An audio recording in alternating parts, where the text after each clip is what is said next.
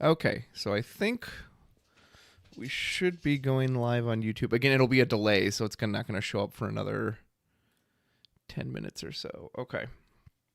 That's good. Settings.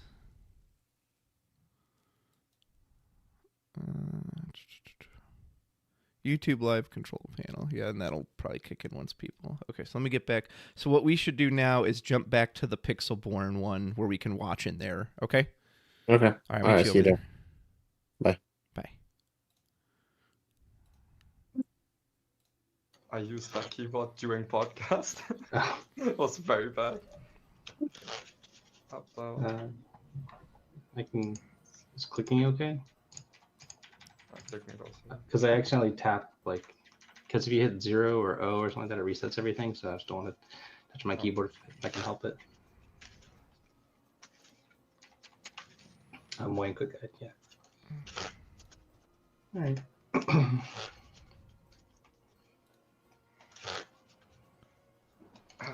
How was your trip? Oh, it was great. I had like 1 week in the Philippines, a few days in Italy.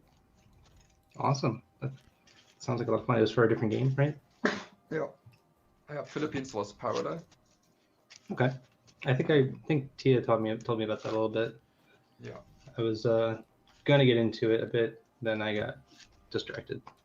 Oh wait, so just stuff, so. one thing. Do they like so if this is streamed, is our audio also streamed to them? No, our audio is not, no. Okay, so they will cast over this and no one will hear whatever we say. That's what happened with Frank and I, so yeah. Yeah. I don't know if you guys can hear me right now, but I'm going to mute you. Yeah, or, so that's kind of small. Kind of small player base, but they have like infinite money or not infinite, but they have far too much money in their tournaments for how little. Can you hear me, E? So sometimes you can farm it a bit. E, can you hear me? Yeah. I can hear you. Okay. Over the holidays, if I can deafen. Get kind of quiet. Let's see. Typically for gaming, but you can deafen the stream if you want. Yeah, I'm just gonna deafen. We're obviously busy with this time of year. High roll, or do you care? Yeah, let's roll. This die roll I hear is going to be very important. 7. I'll take the knee. You roll for me too? Sure. You don't want to roll with dice? Why is it not muting? Right, you got it. There we go. Okay. Okay, so now I've got the stream muted. Okay. I am getting everything set up on my end, so feel free to like comment. It looks like Moyen is going first.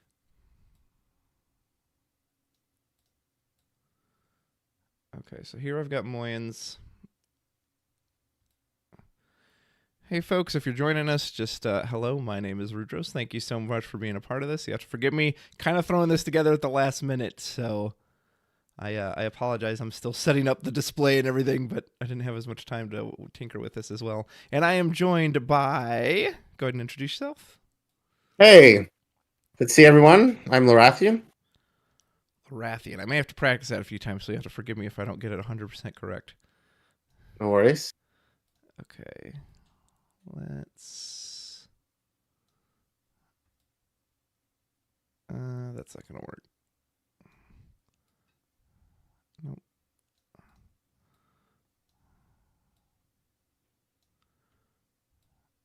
And if you're watching this is on a delay, so unfortunately, if you say anything, we'll have to get to it within like the 10 minutes when we actually see it. But I will try to keep an eye on the YouTube comments as we're doing it.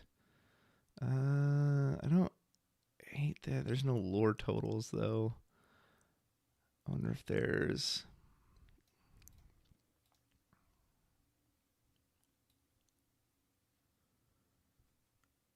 I just don't like that the lore totals, I think like those are kind of clunky in the way.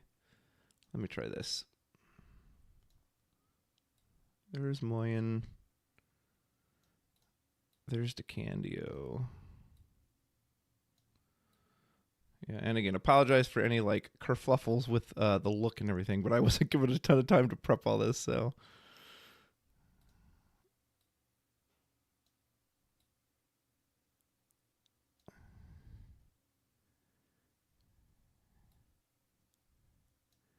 I wonder actually if it'll be easier if I could actually grab Let me grab you, Elrathion. Elrathion? Lorcana.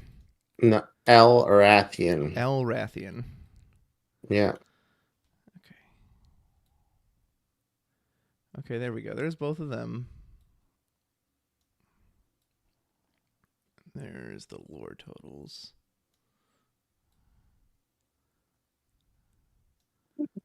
There we go.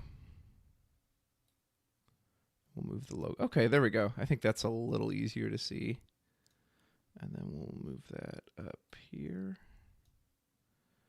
There we go. Okay. So everyone should be able to see both players. We've got Decandio on the right, Moyen on the left with... I thought it was a picture someone just drew for him, but it looks like that's his playmat. That's really fun. It's actually beautiful. That is a very beautiful playmat. It looks like it's from some kind of leak. Let's see.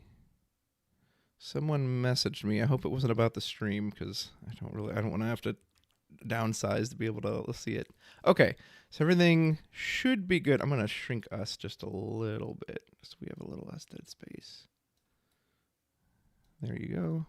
They're just waiting for us to say that we're good to go. I think we should Did I be tell them? ready. Okay. Yeah, it should be streaming. Again, it's on a delay, so it's not going to show up on the channel for another 3 minutes. Okay. But it's on. All right, sweet. Let's look at these mulligans.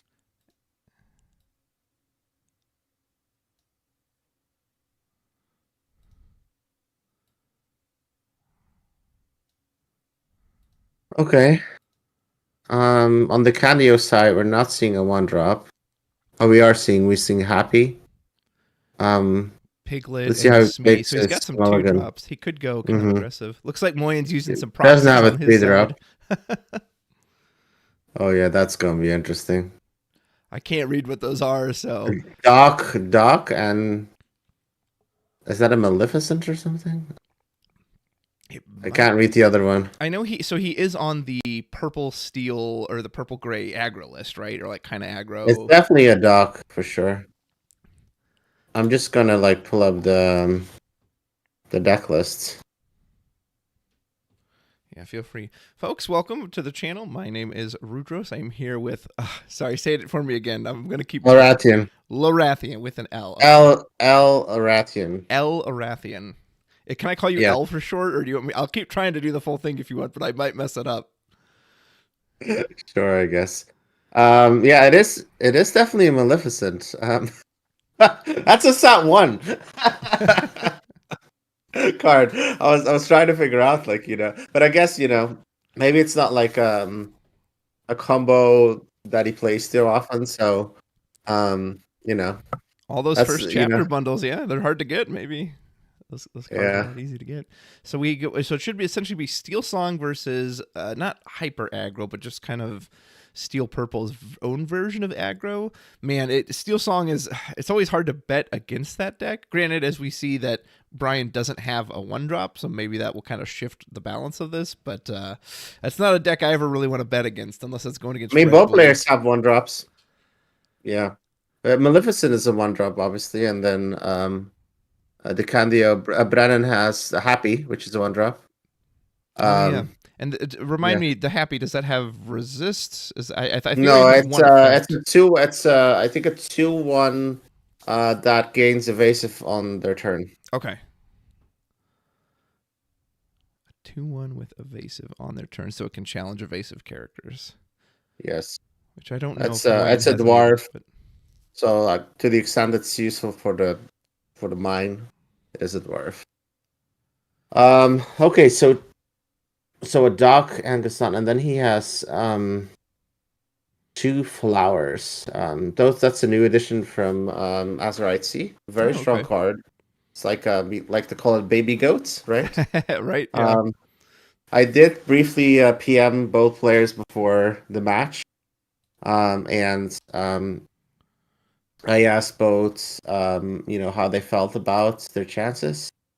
And Decandio said that he thinks he's slightly favored, and then Moyen thought that before playing that it was going to be, mediocre his chances. But then he did a test match this morning and thought that he was favored. And now, obviously, him being on the play, that might actually potentially manifest. Drawing that Cinderella is really good, obviously. Yeah. I don't think we need to do any commentary on that. That is definitely better than happy. Uh-oh, what happened? I lost it. Where did it go? Okay, makes sense. So Oh, it's no. going Oh, there for we go. the turn to me line. Okay, perfect. Looks like it is going on YouTube, folks, as a reminder. So you are just catching up to where we are at. Please let me know if there are any audio or visual issues, and I will try to take care of those as soon as I can. And throwing this together on the fly, as we see Decandio counter. He did get the 1-drop in the Cinderella, so pretty classic opening there for Steel Song. Great. And I'm joined by my co-commentator, and he'll have to forgive me if I mess this name up, Elrathion, correct? It's Elrathion. exactly. Sometimes it helps to think of it as a composite word, just like, L, And then like, Rathian. and then wrath, and then ION at the end, so that way. Elrathion. Got it. Yeah, exactly. And there we go, like a Diablo ink.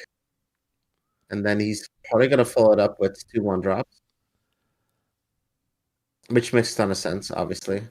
Now, doing so makes it to where the storm targets. This is something that, like, as a Ruby Amethyst main, what you want to do against Steel Song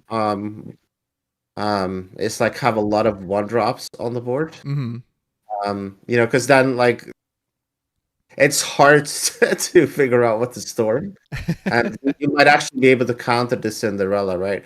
So quite likely he might go for the storm on the Chernabog. Cut off the But card draw. let's while also, like, it forces like a 2-for-1 challenge. Yeah. Okay. Yep. See. Yeah. He followed your Yeah. Because advice. otherwise, if he hits the Maleficent, let's say, then the Chernabog can hit it. But now he would have to both brute force the Broom and the Maleficent in, Yeah. right? And that seems So like a that's bad trade for Moyen. Yeah. Now, there is a bit of a risk that is associated with a potential Fox play. However, I don't think we see Fox just yet. We do see at least 1 genie, a flower, And Elsa. an Elsa, and something that is hidden, which might possibly be a second genie. I can't quite make it out. But this is a very good. He drew another Cinderella, so this is a very strong opening for Decandio. I mean, he has 2 more spells. He has a Pete. That Pete really won't do anything, but it's a solidly statted body. Oh, there we go. Decandio That's liked actually the double opening that Moyen did with all the 1-drops, so he went in on that as well. yeah. I mean, this is very good for. This is like extremely good for Decandio. Like his board is in essence going to be cleared. Yeah. The one downside with that, he does have 2 genies. If we choose to exercise our ability to do let the strength rage on, then we do not have any tool sets necessarily to contest the genie. Now, we do have happy plus let the storm rage on, so that would be able to take care of the first genie. Overall, like, he's looking very good, and his top decks are really working in his favor. Yeah. Like, every time it just gets better. Like, I'm thinking like, oh, he's gonna play Speed, then he draws like 2 Cinderellas. Then I'm thinking he's gonna go for Pete, and then he gets the Lawrence. So, like, right now, really looking very solidly for the Candio. He is getting a little bit low on cards. That's just gonna be the only thing for us to monitor to see. If is he going to be able at some point to go for a Rapunzel trigger? That's going to be very important in this matchup. Is him being able to find that source of card draw? The Cinderella fires off the strength of a raging fire, clearing out Moyen's board. And he does at least, like you say, he's got a few cards in hand that he can fill up with the card draw. So it looks like Moyen puts out is that the genie? Yes. Genie. Yeah, very strong genie. That He's definitely gonna. Let's see. That's solid right now, given the state that he's in. Um, You could easily storm this genie, see what you draw off of that. Lawrence is also just a pain in the heck to deal with, especially if you don't have anything to damage with it first. Like, that card is going to favorably trade into anything. Looks like we will start with the storm. Oh, he actually damages his own. Okay, he wants to heal with the Rapunzel.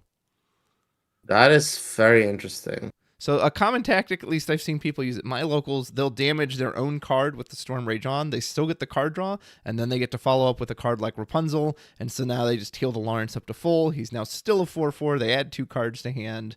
And I guess he just felt too, there wasn't much point in putting any damage on this genie. And why would there be when you draw Strength of a Raging Fire and say, I'll just take it out this way? Dude, Decandio is just like mopping up anything Moyen puts on the board. Yeah, and then he has 2 Lilos, of course, as well. This is going really well for Decandio. Elrathion, if you aren't already, can I ask you to pull up the YouTube chat in another channel? Sorry, it's kind of, I don't want to like mess anything up on my end, just in case there's anything we need to be aware of. I'd be grateful. And as a reminder, folks, I did kind of have to throw this together just at the last minute. So if there are any audio or visual issues, please let us know. But I am so happy to have you here watching with us as we watch Moyen take on Decandio and my casting partner here, Mr. Elrathion. And it looks like we do follow up with, I think that's another genie and a Maleficent. So good, another card draw, good lore presence, and currently Brian does not have a song. I'm sure that won't take long, given how easily this deck.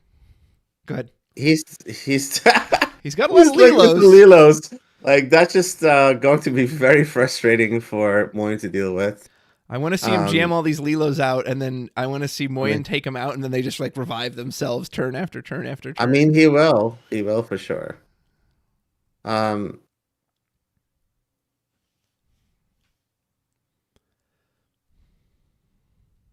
the one downside again with the plan here is that we're no longer able to deal with this genie, at least in the short term. Yeah.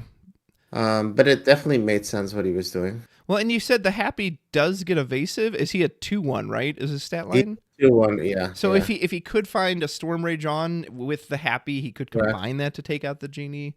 But nonetheless, I mean, Decandio has his own amount of lore pressure, right? The Lawrence and the Rapunzel alone are generating 4. So, and these Lilos, if he does double Lilo, that's 8 more lore. That's 4 more lore you have to worry about. So I'm gonna go on a limb and say that Moyen's test game was not like like the game he's seeing right now. Yeah. Both players are obviously very strong competitively. They both have a very strong track record overall. And so it's really cool to see them face off here. I always find matches like this interesting where there's no Ruby, so there's never a threat of a Be Prepared or a Sisu, so you will see these players go really wide on their boards that, all right, I'll just put out as many characters as I can, because I know you don't really have any form of, just big board wipe that's going to come down and wipe them all out. Does Moyen, I know you have their list, does Moyen have anything like a Tinkerbell or a Grab Your Sword, anything that could address a board this wide?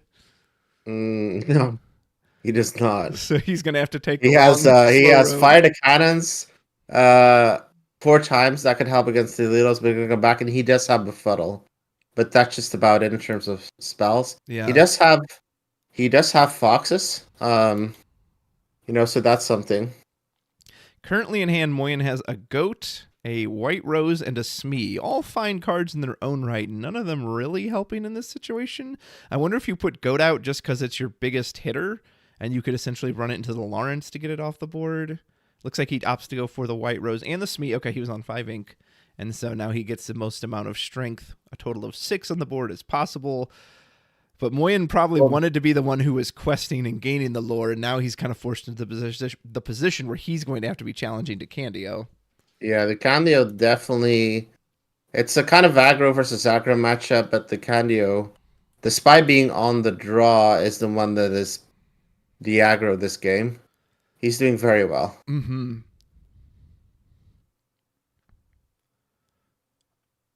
I mean, Moyen can just quest here, but he's not gonna like race him at this point. Then again, what you don't want to challenge with the small Maleficent, that doesn't really do anything, right? Unless you want to hurt the Lawrence, which he does. Okay. So he challenges the Lawrence with the Maleficent, puts 1 damage on it, which means Lawrence strength now goes to 0. And he does quest with the Genie for 2.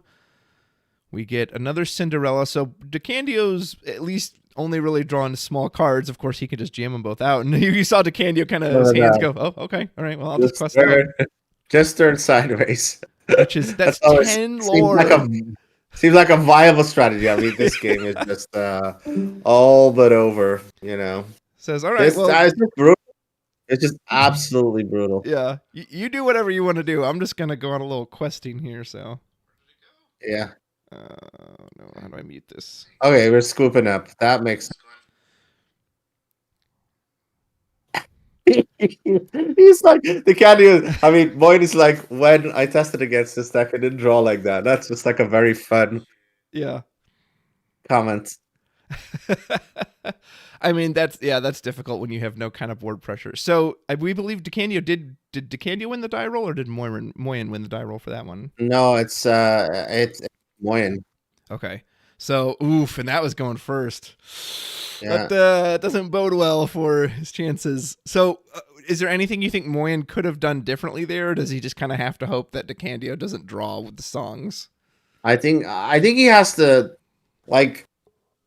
There's few hands that I could construct in my head that are like stronger than the sequence of Decandio. Like that was like picture perfect, right? Yeah. Like Cinderella and Storm is like a dream of what you want against this, but then to be able to follow up with 2 1-drops, you know, and then going to Lawrence to like just beautiful. Like it worked out beautifully, the game plan for him.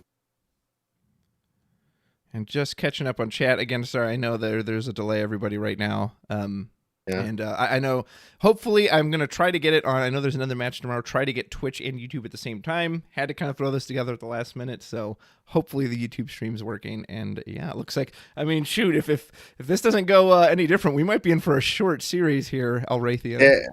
There's definitely hype on. There's a ton of hype on obviously EU versus NA. Mm-hmm. We didn't have the greatest showing in like the first round, right? We didn't have a good record at least. We started off really good with a decisive 2-0 victory as the first game. Let's see if the Candio can continue what Lamb Chops has put in motion. We are seeing Calhoun here. That's a very strong card being on the draw as a very strong defensive option, especially when his opponent would do like he has fired the cannons and so on, and that's not the card that you want to see when your opponent has fired the cannons. And he has Cindy. He has a lot of different lines available, right? He has the double Cinderella and the Daisy deck. So there's even an option where he chooses, like, for instance, not to go at Calhoun, right? Let's see what he does with the mulligan here. There's just a lot of beautiful different lines available to him. And Decandio has a solid hand. Like he could go the Cindy route, he could go the Daisy route if he wants to put on his own pressure. He's got the songs to sing with the Cindy. Like, oh my goodness, yeah. Moyen's hand, I'm not as big a fan of. Is there anything in his deck that could, I don't know, has resist of itself or could survive these songs, or so that way he can't just get like one shot by all these songs, or is he kind of dead in the water? It's called Calhoun. That's the only thing that has resist in here. Gosh, I mean, he has a Genie. I can't read what these other 2 proxied cards are. But he does have, once again, the 3 1-drops, and this time he does have a Fire the Cannons. So my assumption is 1-drop into another 1-drop and Fire the Cannons. Only mulliganing 1. And he did choose to like eliminate the pathway of the double options, and I think it's just from an ability perspective, like the Calhoun that he hit away. Yeah, he's very satisfied with his triple 1-drop opening. And who wouldn't be? See Cindy, see Stormray John. Could you ask for a better opening if you're Steel Song?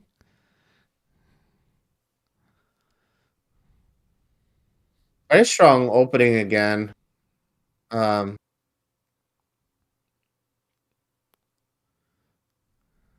I should have ran the player logos between this, so I apologize for that. If we go to a game 3, I'll run them between that match.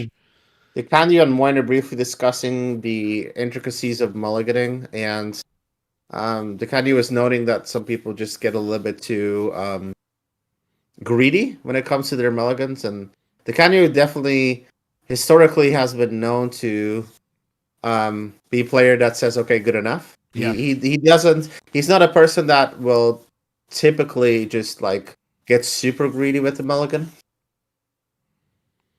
The followers here makes sense. Like I think what he's trying to do here is just try to make sure the 2 strength is very determinative, in the sense that like if his opponent does a cannon, and then let's say next round we're gonna see another Cindy, at least he'll be able to like crack back if he wants to. That singer capability is like very important. Yeah. But let's see if he starts with the scene instead of the daisy, and he does choose that, yeah. We'll So see. that's gonna make it open to a fire to cannon line. A daisy in this matchup is a bit interesting. Like, it's good for a questing power perspective, but we cannot forget that Speci, well, not Speci, but Moyen, playing the Speci special, has 51 characters. So that is a side of a liability, in the sense that like you're pretty much guaranteed to like be a feeder nonstop for that ability. So that's like the one thing that I'm like slightly nervous about with that Daisy deck, is that like, are you gonna get to a point where you have some issue with card advantage on Moyen's side? Yeah. The True Lord is obviously great, but that seems a bit risky. It's a possibility. Currently, it's the Chernobog show, so Captain Chernobog said, "Fire those cannons!" And we just sent Cindy straight to the discard pile, and then we called on our best mate, also known as Chernobog. We've got the double Chernobog. You know what I just saw? I think it's Calhoun. So Moyen actually only has an Incubables in hands right now. That's okay. Yeah, I couldn't read what those cards were, but yeah, that's a bit terrifying. So like he might be forced to crack a Chernobog on his own, which is not really what you love to do right now. Drew into a fox. He did drew an Incubable, so that kind of saves him. But still, it wouldn't be too happy. See, like he's forced to crack one himself. This is not great for him. It's not great for lore pressure, but he's Oh, probably my God. assuming he's going to lose it to the Stormray John anyway. So, and he drew into a third one. It really is. Yeah, the but at Chernobog least show. now he could go Calhoun, Calhoun Maleficence, and Ink, and that's definitely not terrible. Yeah, and that's the line he's going for. It definitely got better with cracking those himself. Calhoun is definitely a bit harder to take care of. Now we do have strength, but if we strength here, it's not accessible for the genie. Yeah. And we might have a clap back with Fox. The fox. Himself, so that's something. And again, this Daisy deck right here is just going to like get him out of trouble real quick. He's going to see so much cards. Yeah. The advantage of running so many characters, yeah, that card draw from Daisy. He might just want to leave the Daisy around if he's able to. Say, no, please keep letting me draw. I appreciate that. Yeah, I have a bit of a love-hate relationship with Daisy. Yeah, I think many players do. Yeah, there's certain games where I just like have just like stood her. Mhm. Like just wait until I give her just like one quest or something, because I just don't want them to like I just don't want things to get out of hand. And he Look at that! The Like Lawrence and pass. he's very patient, Yeah. And I actually don't hate that, because he knows we're heading into like a genie turn. But this Calhoun is it's definitely like a very annoying body Yeah. to deal with. Yeah, Okay. Brian's showing the patience there. He could have cracked either of those songs, so Yeah. he is Yeah, looking for a Brennan is, big blowout turn next turn though, because now he can do both songs if he wants to.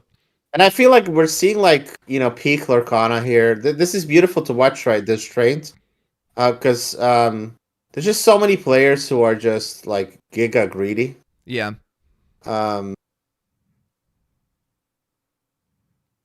Let's see how he chooses to wield his power here.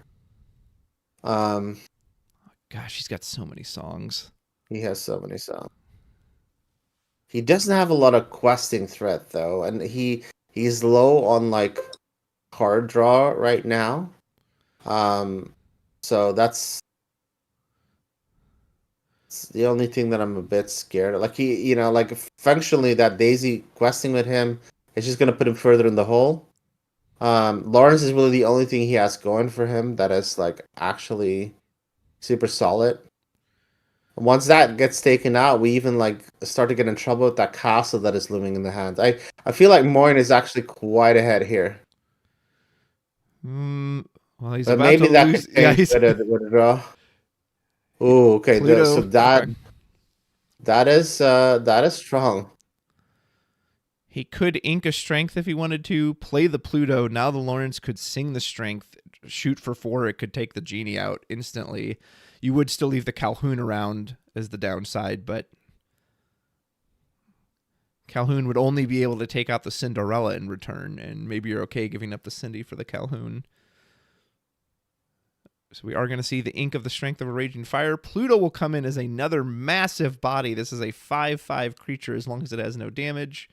And we will use strength of a raging fire, take out the genie. And now with the Pluto, he actually can't even get to the Cinderella because the Calhoun's going to be forced to challenge the Pluto and essentially just banish itself. And again, you see how Brennan is like having the same analysis as I was talking about with Daisy. Yeah, he Like doesn't want to it is give him a advantage. body, but it's like you just don't like. He's looking at the hand. He's like, I do not want to give you any cards, buddy. Well, and it helps they know each other's deck list, right? So Brian knows, hey, you run mostly characters, so I know this Daisy is essentially just going to feed you.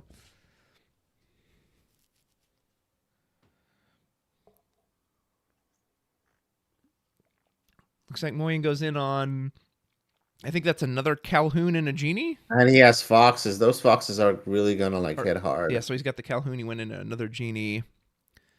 But even Fox can't deal with the Pluto. Like, the Pluto has to have damage on it first, otherwise the Fox... Yeah. But, like, he can, he can, like, proxy hit it, let's say, with, like, let's say Maleficent or something, and then he can go in. But finally he'd be able to, like, we still have to notice he's still at 0 lore, right? And Yeah. Daisy is, like, Daisy's kind of like a lame duck. That Maleficent, I don't think, is long for this world. As we draw another Storm Rage on off the top, we're going to sing it. Maleficent is going to go the way of the dodo. And we get a Dwarven Mine off the top. Yeah, if he knew that was going to be what he drew, then he obviously would have... that dock is like a really good pull here. Yeah, it is. So Brian empties his hand, plays the dock. Dock, of course, makes you discard your hand, but draws 2 cards. When you have no hand to discard, you get to essentially ignore the penalty. Let's see. It's definitely a Lawrence and Pluto quest, and let's see what he does with the Daisy. Oh. We went away for a second. Hold on. That was something on their stream side. Oh, that wasn't us. Hold on. They're going to try and get it back. Let's see. Decandio and Moyen. Okay, so we are back. I'm assuming it looks like the Lawrence and the Daisy have quested. We didn't really get to see what the Daisy revealed. It looked like it missed. It must have missed, right? Wait, how did he have Fire the Cans in hand? That I don't know. It blinked out at the crucial point. But Brian does quest out at this point. Like, was that the reveal? I mean, like, did he have that in hand? Did I miss it, or he must have, because it can't be pulled off the Daisy. Like Ellie, show. I don't know if you were able to see it or something. Like, what was Fire the Cans in hand? I'm not sure whether this was the daisy flop or not? Because he I can't draw don't it off know. the daisy, so it had to have been I in mean- hand.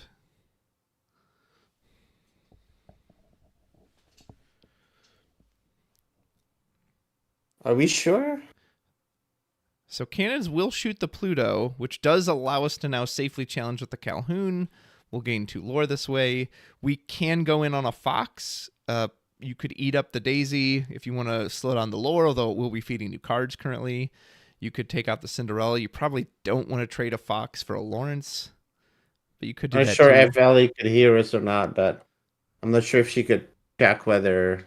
Yeah, I'm not sure. Oh no, they were. That just might have just been the draw for turn. I actually was just a draw for turn. Okay. Seems like because like I knew the foxes were in hand, so it's he probably hit a spell with Daisy. Keep saying spells, technically action, of course, but all right, let's see how Genie does while he's on the job. There is that mine to consider that's actually going to start doing some work. Yeah, not only passive lore gain, but it can just start putting damage on these characters as well. Yeah. Oh, So he that does? makes- Yeah. He says, no, I don't want that mine to stick around. Goes ahead and takes it out with both the Fox and the Genie. Saving grace for Moyen right now is there are no songs currently into Candio's hand. Mm-hmm. Let's see what the choice is here for Moyen.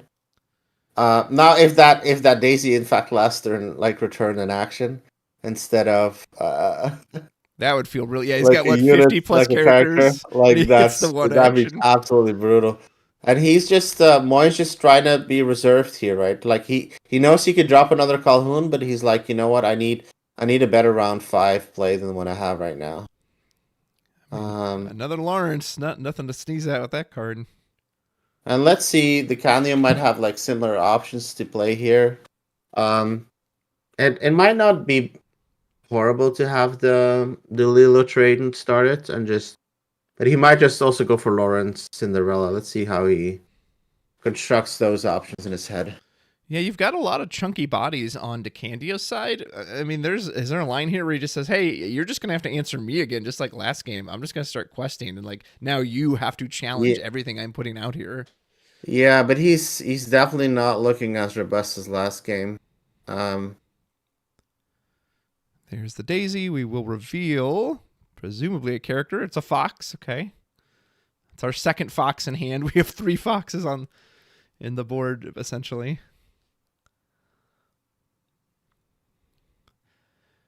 Well, it doesn't really change anything because Moyen already had one hand, but little does he know. Little does he know. And I do like starting with the Daisy Quest 2, seeing what your opponent gets, and then maybe, okay, now I kind of know perhaps what I'm having to deal with. Without another Fire of the Cannons, Moyen is essentially going to have to lose a character challenging the Lawrence. Are we going to challenge with the Lawrence? Oh, yeah, he says, yeah, you're going to lose that character right now. Lawrence goes ahead and just bops that fox. Him and a fox get into a fist fight.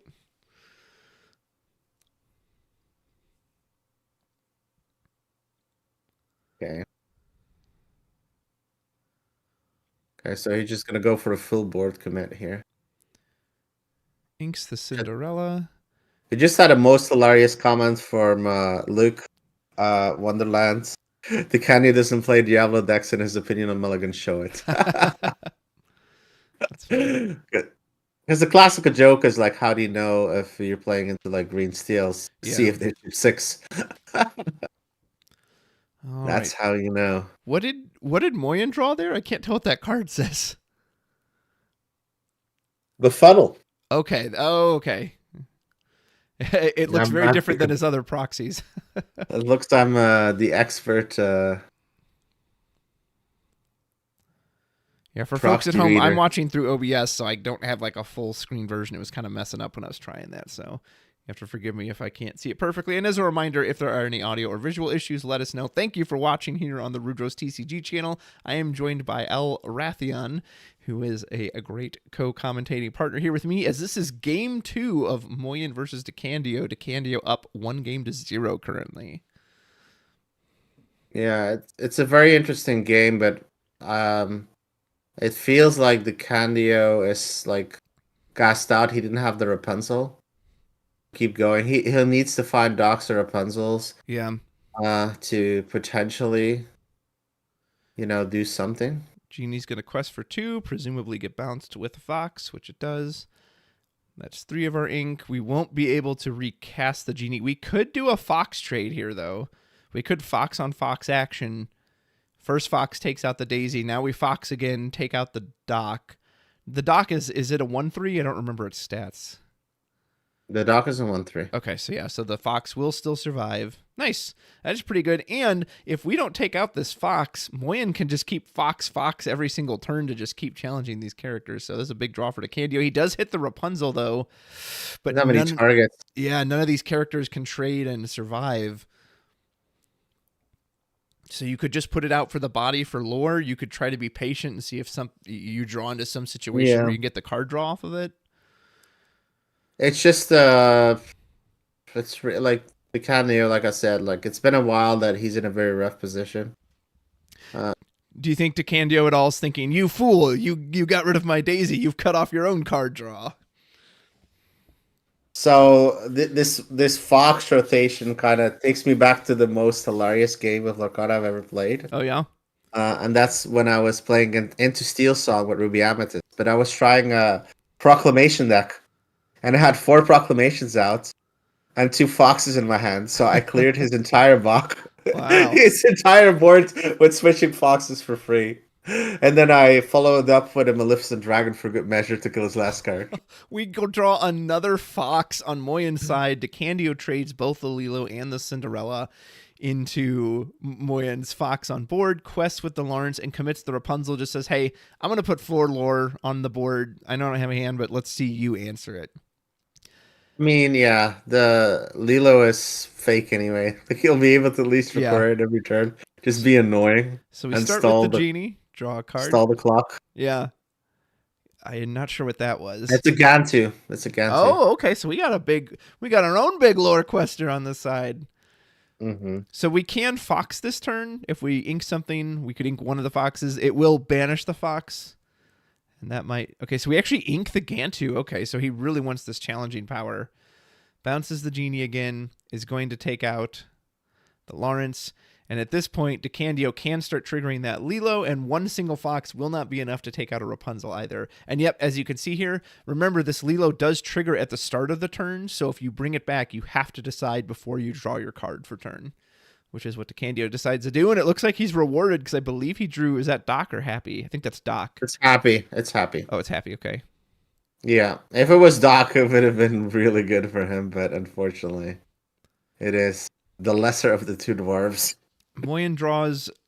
I can't tell what that card is. Can you read it for me? It's Calhoun. Okay, that one's Calhoun. So there's 2 Calhouns, a Genie, and a fox in hand. He is slowly, like, adding more pressure, and there's no board on Moyen's side. Yeah. This is a very weird game, but it's like this game is teetering on the edge of Moyen being able to, clap back or just get destroyed, right? I mean, if Decandio isn't dealt with this turn, he's going to go to 17 lore next turn, and that Lilo is going to keep coming back turn after turn. And the problem is he actually cannot. He's not able to deal with Rapunzel in one fell swoop. Mm-hmm. And if he goes after Lilo, well, frankly, that Lilo's just gonna come back. Yeah, but it's almost like he doesn't really have a choice. I mean, this fox is really setting. This is the problem here in this game is tempo, right? Like Decandio has just been like perpetually ahead in tempo, and his board has not been able to stick. So even though like his hand is like strong, and like if that could hit the board, he could start to like crawl back control. The problem is, he's so behind on tempo, and like I think there might be a line here where you play Calhoun for 2, bounce it with the fox for 3, play it again for 2. This way the fox can at least take the Lilo out this turn.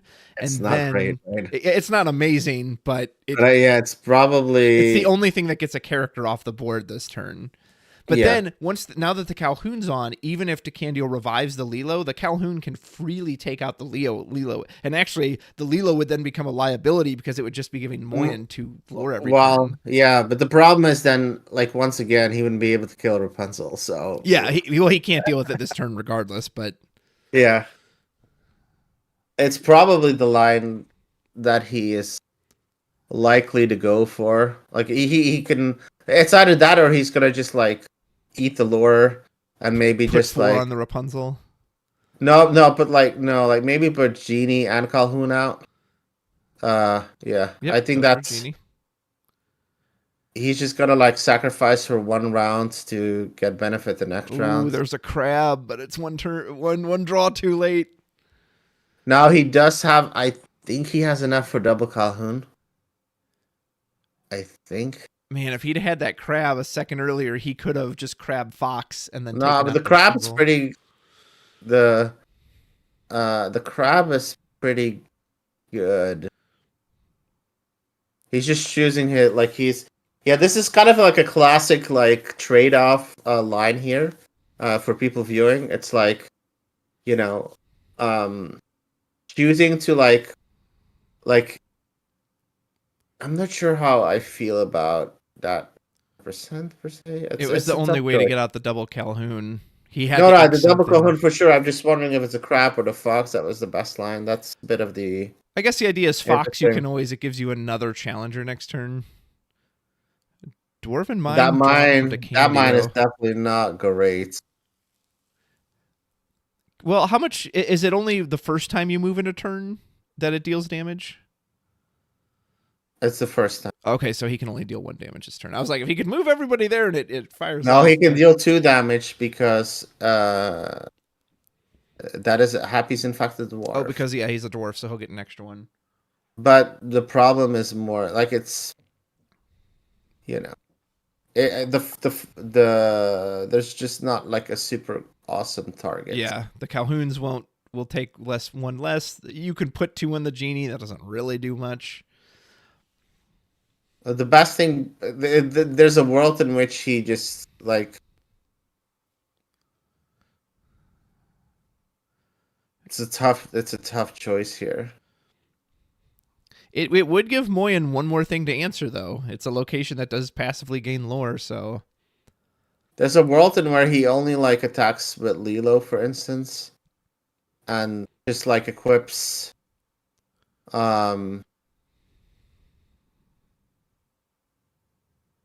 He equips. Does he even have enough? Yeah, he has enough. He equips the dwarf to the mine. That at least like it keeps Genie in check. Yeah. For like, he's able to answer it.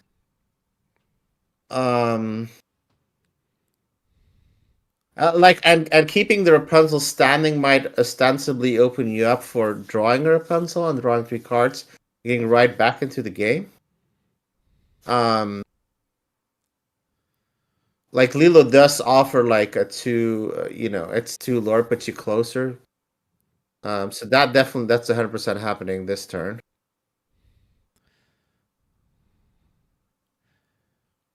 yeah, he's kind of in a weird position. The only downside of the Lilo currently is that Calhoun really punishes it and essentially then just starts feeding lore to Moyen.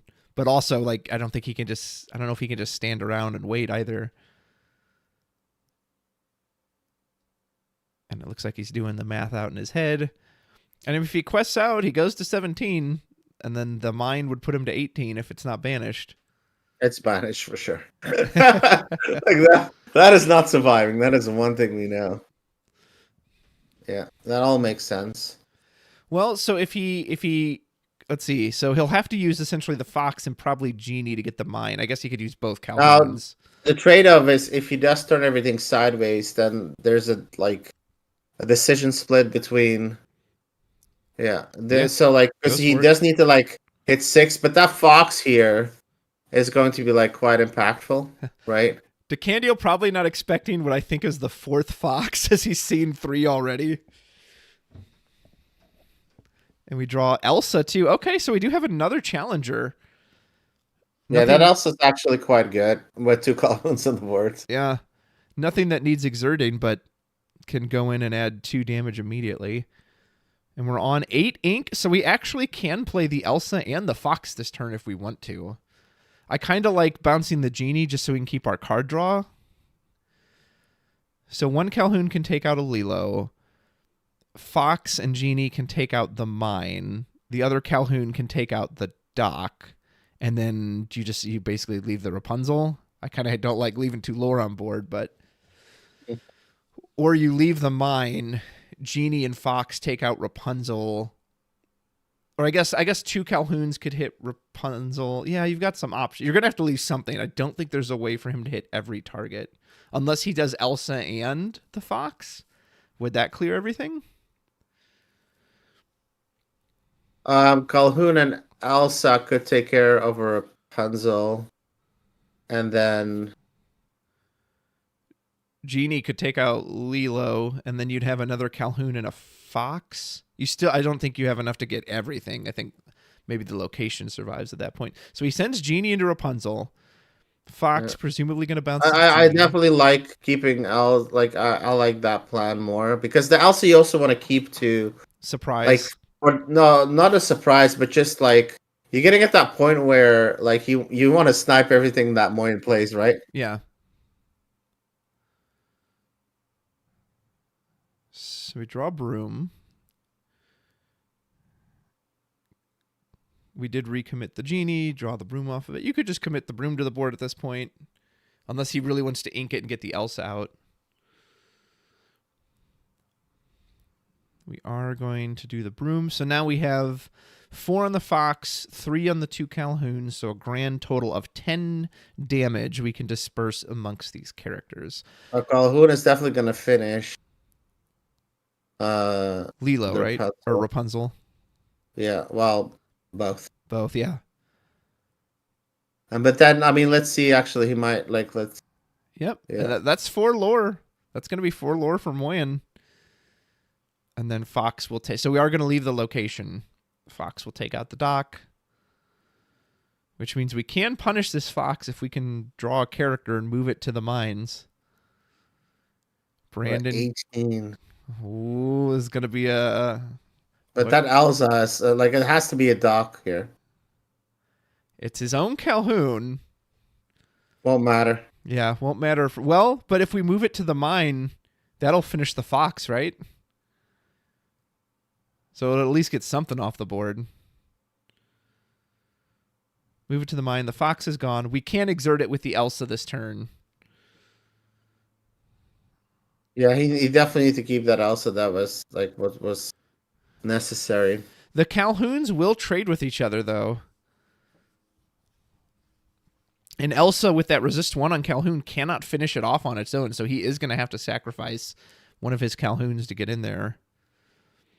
But then you might set yourself up for lethal, right? You just quest out with the others, go to 15, and say, okay, top deck something amazing. Well, in fact... there's nothing he has.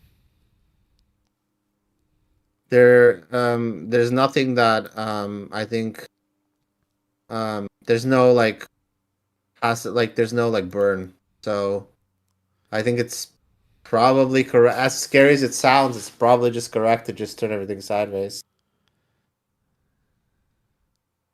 So except for you obviously you need to finish Calhoun. Yeah, you can't let him. But everything else.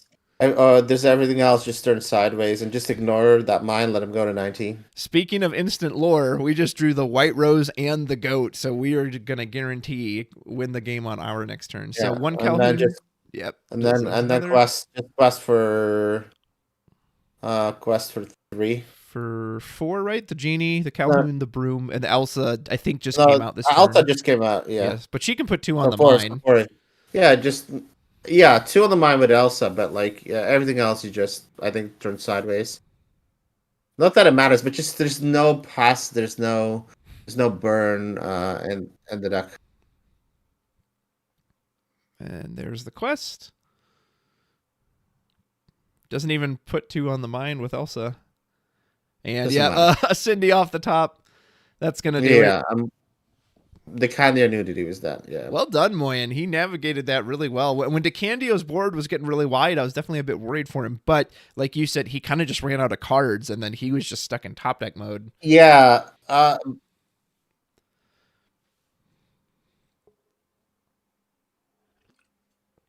Yeah. I feel.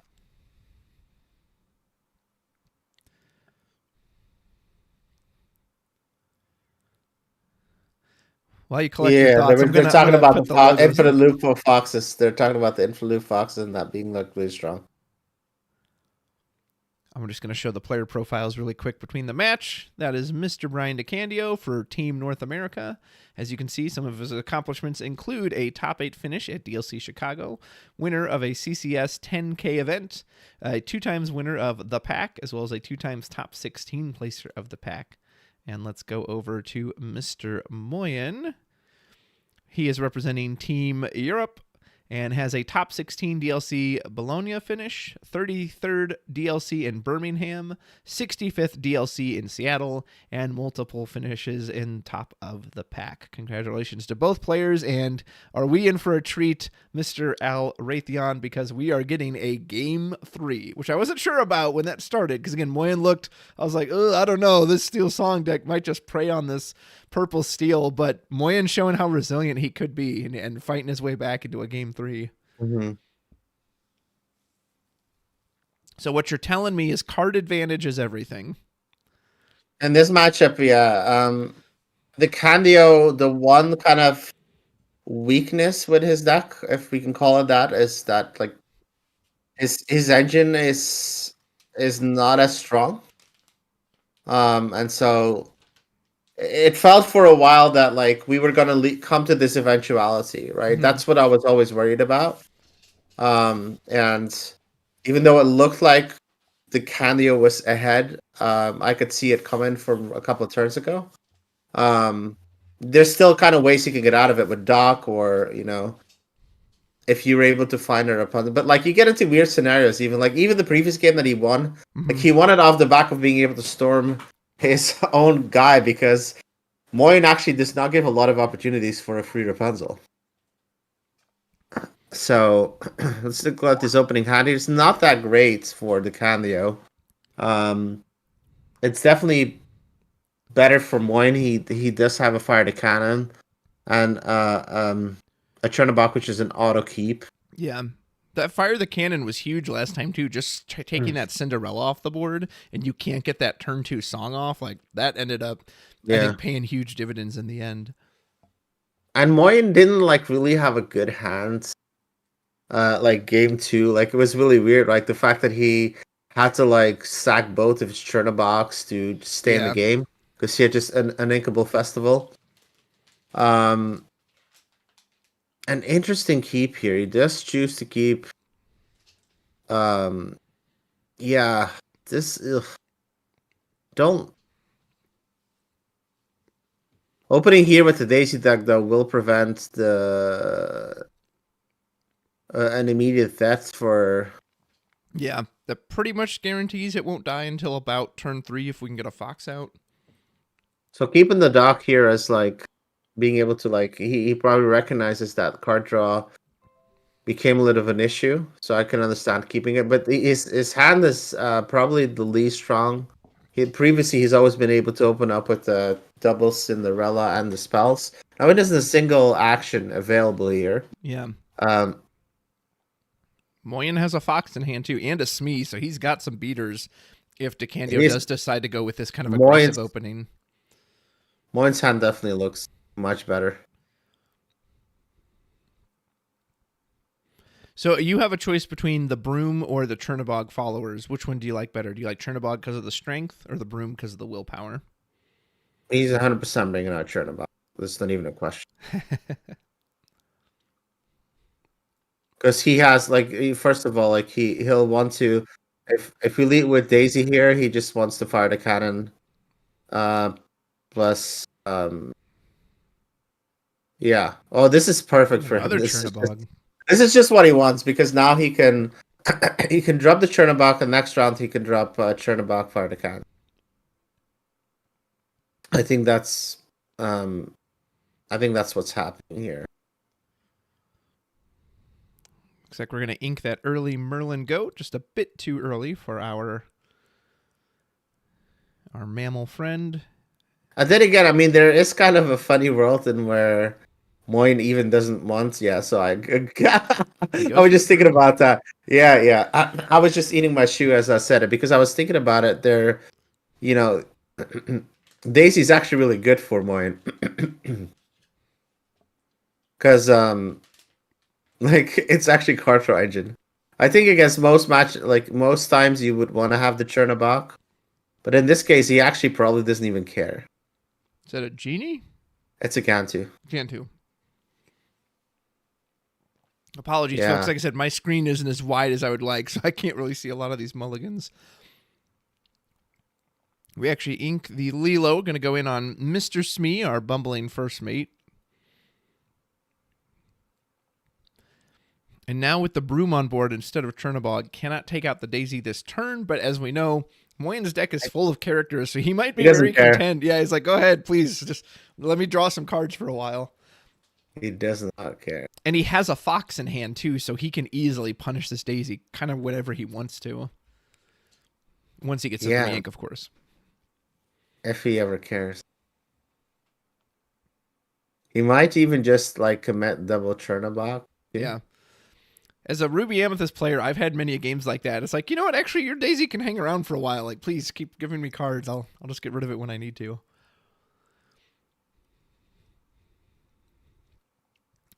Yeah, Decandio probably his best play next turn is the Lawrence. Nothing to take advantage of the Storm Rage on this early. Moyen has his own Smee he could counter with. Again, the Fire the Cannon play is off the table now. You could potentially... So, he does put out his own... interesting. His own bumbling first mate. And doesn't decide to quest with the Broom. He might have been safe to do it. I don't know if Decandio would have challenged the Broom with a Smee, but it's possible he might have. He's definitely... That double dock kind of hurts here. Yeah, that's 3 uninkables in turn, so now he's going to be forced to ink either this Smee or this Lawrence if he wants to keep building his inkwell this turn. I think the bigger point is that you don't really want to discard the dock into a dock. You want to see them at a different timing. So his choice to like keep the dock here is punishing him, but the last game he got gassed out, so I understand where the comes from. Yeah. It's kind of like that, like we saw the other day with like the triple whole new worlds. It's like, no. I want to keep drawing into that card. I don't want to like just junk my whole hand up with it. We do opt to ink the Smee. Lawrence is going to come out. We can quest for 4 this turn if we so desire, or we can just be patient and say, no, actually, let's just see what you do. Yeah, I think this is very... He does opt for patience. Says, nope, go ahead. Oh, man, look at the difference in hand size there. Yeah, it's looking really scary for Decandio, to be honest with you. And he doesn't run anything like Whole New World to just like get a fresh set of 7, right? Daisy's just like not awesome in this matchup. Yeah. When there's 51 cards that like say draw a card. Yeah. Yeah, I've had some matchups with her where she makes the opponent miss. Uh-oh. We lost Moyen. Okay, he's back. What if it like flickered out and there's just like a totally different person there with a new mat and it's like, oh, he tagged in. So there's not much reason to drop a Fox this turn. If you want to dig deeper, you can banish that Broom.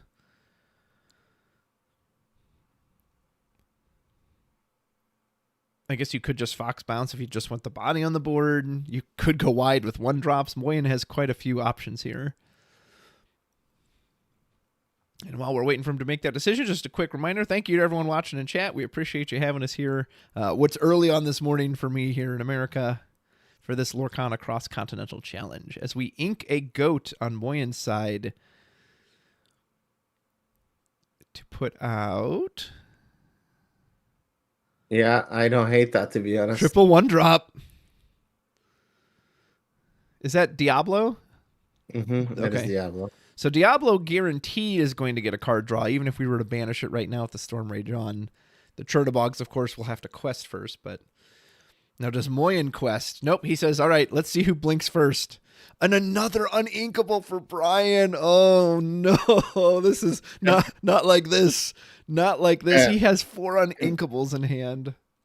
It's Brennan, by the way, but yeah. Oh yeah, Brenda, I'm sorry.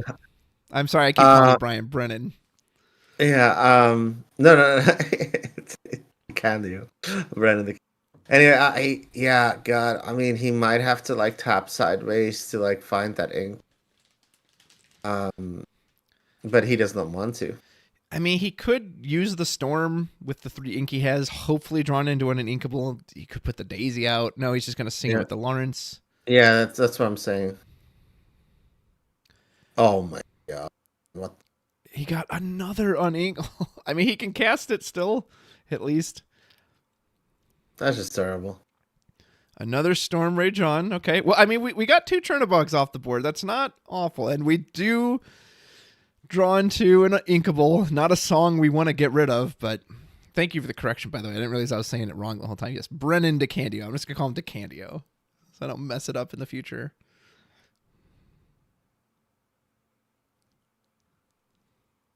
Yeah, and chat's making fun of me now, as they should be. Well, in 10 minutes, I'll catch up with my correction. We do ink the Storm Rage on because we just don't have a whole lot of other options, and we put out the second Daisy Duck.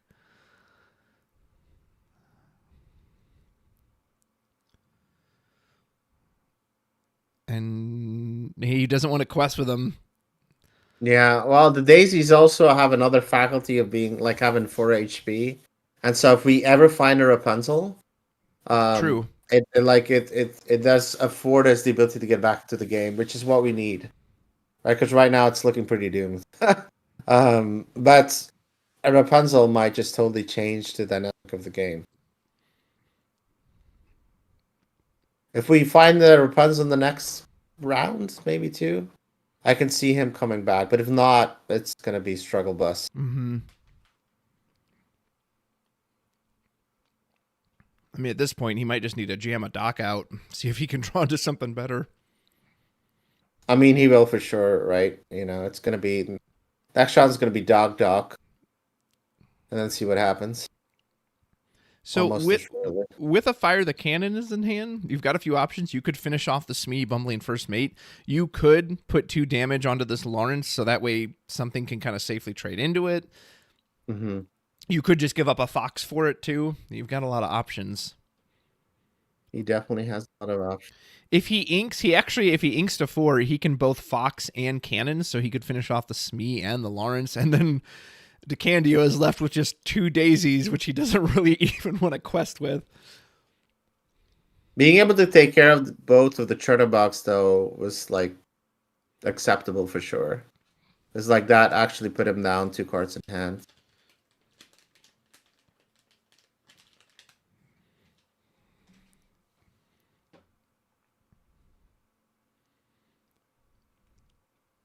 Moyen actually gives up the broom, so he's okay giving up the card draw. But this makes sense because now his Fox can trade for free. Looks like we quest with 1 with the Diablo. Here comes the Fox, presumably going to bounce the Diablo. Yeah. Yep, take out the Lawrence with no return damage. We can even jam the Diablo back out if we wish. Now here's gonna be like interesting. I wonder to what extent like Moyen is like cognizant of a potential Rapunzel trap, and is going to like maybe keep Smee standing. Mm-hmm. It's an interesting inflection point for him, right? Every time he does the quest with Smee, it opens himself up just a little bit. Yeah. He doesn't have to jam the Diablo out, too. He could still finish the Smee off with the Fire the Cannons, and that's what he's going to do. Mr. Smee taken out by his own Jolly Roger shot. Yeah. Excuse me. Looks like he's going to take your so advice. like he's passing just to avoid Rapunzel. It's actually like a really beautiful game to watch. Like both players are like really kind of thinking next level, right? Like we're seeing like the daisies just being like very respectfully, not questing and just giving him a million cards. Yeah. And then we're seeing Moyen here, like, I don't want to give you a Rapunzel at this juncture. So I'm just going to like be very defensive. No, we are gonna start seeing some like serious questing power here at the end of Decandio with seven lore, eight lore hitting the board, Yeah. going to 12 virtually. Although it won't turn sideways anytime soon. We just really, really need a very strong opening here. Yeah, the uninkables really bit him hard. He does draw into an inkable with the piglet. You could ink the piglet, put out a dock, Ooh. get two Yeah, more so it's an cards. interesting choice here, right? Like, it's like, are we inking the piglet and playing Doc? Just because we want the extra ink, or do we say we want the lore from piglet? And then in that case, we're discarding. Potentially, we actually just commit these two, keep the other dock in hand, and wait for the next turn to commit the second dock. That's another line. Is Doc's ability Right. optional, or would he be forced to discard it? I think dock is optional. I'm pretty okay. sure dock I is thought it optional. might be mandatory. Yeah, you could.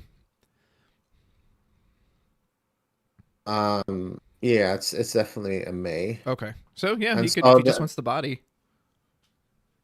Yeah, I mean it wouldn't be horrible per se. I mean, Piglet is like really yeah, so that like he has definitely several permutations.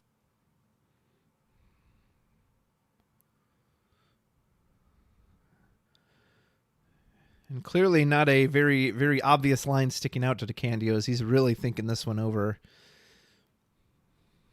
Because that piglet will get a lot of lore if he can get it to survive out there. And hand advantage has started to even out a bit now. Moyen doesn't have a ton on his side. Yeah, because he's just turned the daisy sideways. Yeah. Yeah, Moyen thinking, please quest with these. Like, I need more cards. So and then yeah. So Okay. he does jam them both out. He actually activates uses it the right dock. now. Yeah, I think but oh, okay, so that Pluto is interesting for sure. Pluto's not bad. He won't be able to come out this turn, but and What still you ideally wanted is a scenario where like like if there was like if he can find like a Rapunzel in the next card, Mhm. then you start to cook with fire, right? Those daisies may just spend the whole game looking pretty and doing their hair and makeup. Moyen drew into another fox, which is, I mean, he can just kind of fox cycle if he wanted to. That's not going to really accomplish much at the moment, but we finally taken a quest. Mr. Smee's going to go find himself 2 lore out in the bay, and we're going to use the fox to bounce it. So we're just going to have two Madam Mims just waiting for one of these daisies to turn sideways so they can take a bite out of her. Moyen's so smart, man. Like he's just like, I deny you the option of Rapunzeling.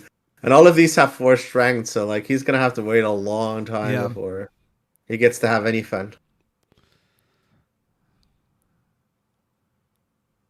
It's a beautiful dance. I mean, if you played in the Sat 1 era, you've gone through the School of Rapunzel by Ducky. And you have learned painstakingly what happens if you transgress. So we get a Calhoun. We could put the Pluto out if we want a big bodyguard or just a big body on the field. Calhoun's nice too. It's got resist, a challenge. He does opt to go for the Pluto. Looks like he's not even going to put it in a bodyguard stance. Just says, I'm just going to leave everybody. We're just gonna have a big old field, and then I'll just quest for 20 I love more. this game. This is like peak Lorcana. It's like it's so intricate. It's actually just beautiful. And we get a befuddle on Moyen's side, so the goat is finally going to come down, and we'll get ourselves 1 lore. You could befuddle something. I don't think you feel the need to. Yeah, if Decandio draws an ink here, he's actually looking pretty saucy. Yeah. And the Pluto does change it now, right? Because now if he quests with the Fox, the Pluto can challenge the Fox and not be banished and set himself up for the Rapunzel. So now Moyen needs to be very careful about. Yeah, letting these Moyen foxes even go. I don't even think he quests here. Yeah, it's just like, oh, it's such a beautiful. Oh my god! And it is the Rapunzel. Oh my god! Decandio does have 9 lore on board if he wanted to use it. I don't think he's going to yet, but we might just see both players just building their board back and forth. You have one more ink, he'd be like totally in command. Pete, not a lot of use against a deck like this, which has so many characters, and because of that, maybe he's okay inking the Pete, or because he can't put out both Calhoun and Pete this turn, unless he wanted to ink the Rapunzel, and that seems like a bad idea. You could just put out Calhoun. As long as he keeps Pluto there, like, the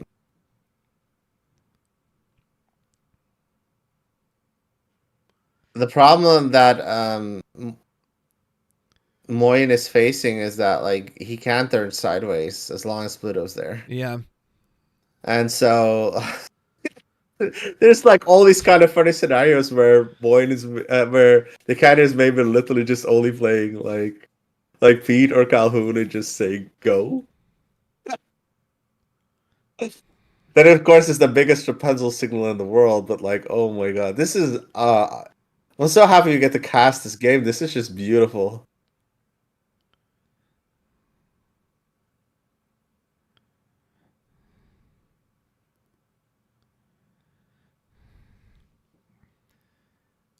And he's like just like playing the different options in his head.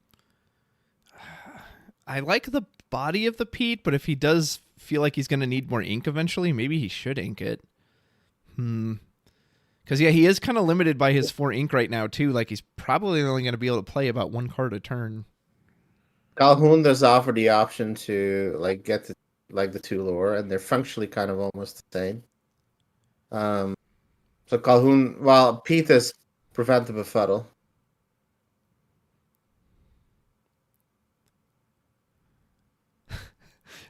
What a standoff. It's just going to be like 2 towers in Lord of the Rings. Just going to both build off these massive armies. Like, we go to 13. Yeah. This is riveting. Each player just trying to set up a lethal lore swing in 1 turn. And Yeah, again, this reminds me... There's no Go board ahead. wipe. Oh, I was going to say, there's no board wipes, right? Like, there isn't a whole lot Moyen can do to interact with a board full of readied characters. So maybe that's a win condition. Sorry, go ahead. No, you're good. This, it's like... These are some of the best games of, like absolutely best games of Lorcana. This is what it's all about, right? Like, Is Daisy going on a trip? it's dangerous. Because he's like only down to 1 card. Like he's like Moyen's actually in trouble if he doesn't quest. Like if the Decandio just stays patient, like He might win the War of Attrition, yeah. Of course, all it would take was Moyen to draw a genie or some kind of card draw to get back into it, but that's not a guarantee right now. He's calculating it out, right? There goes the Daisy. She's finally going on a quest. We reveal a Chernobog's followers. Ooh. And there goes the second Daisy. And now we reveal... Is that Gantu? Diablo. That's a Diablo, okay. So Decandio, I'm tired of sitting around. It's time to get some lore. Is he just going to send the daisies in? Or will he let Piglet and Pluto follow up too?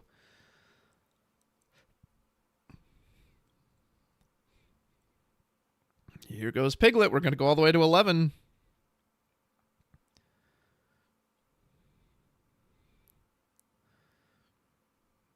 I'm assuming you do want Pluto to protect these, right? Because Pluto, it would still take out a fox or a goat. I guess then the Calhoun could follow up is the problem, but...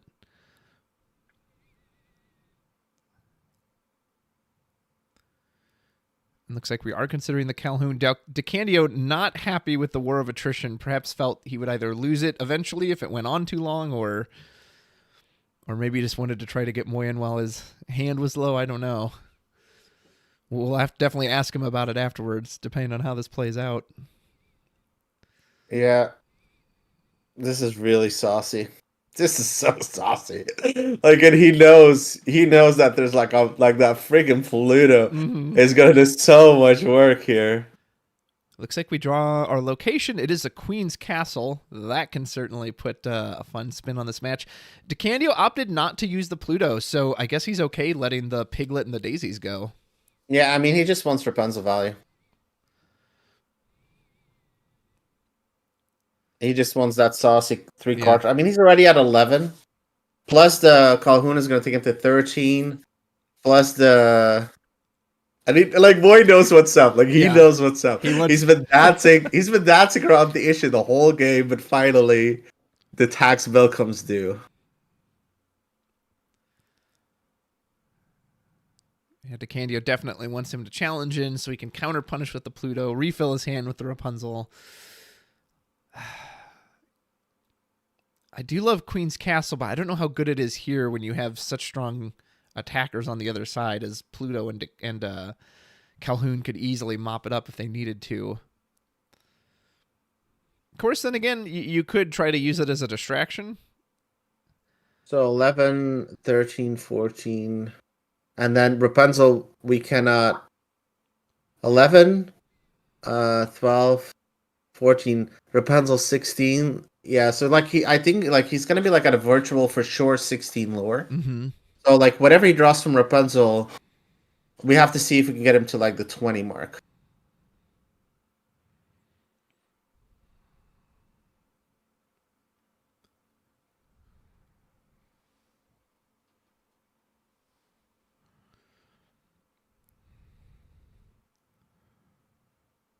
So the easy line for Moyen is obviously just send him both foxes, chew up the daisies.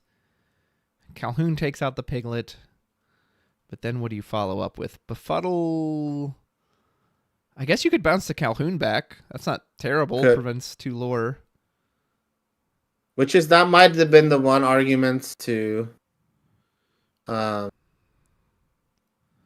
there's 1 daisy gone, 2 daisies gone. Goat and a fox double team.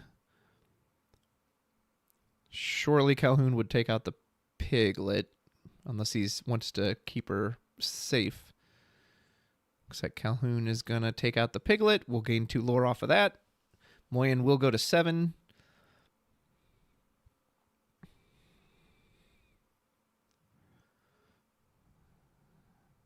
Especially if you bounce the Calhoun, I actually really like putting out the castle then, because now the Pluto has a choice. Okay, you can bite and get your Rapunzel power, but then now my castle's going to sit there, and you could even move something into it and guarantee get a draw off of it.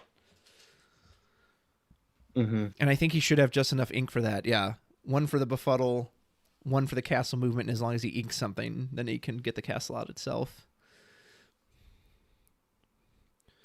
Looks like... Oh, no, he's just going to ink the befuddle. Okay. And he does put out the castle. Is he just going to go wide as well? So he puts out both Diablo and Chernobog's followers. No one is at the castle currently, but just floods the board himself. Says, all right, now it's your turn to answer me. You may get this Rapunzel draw off of the Pluto, but that'll basically be Decandio's turn ink-wise. He'll have 2 ink to spare, assuming he can ink something.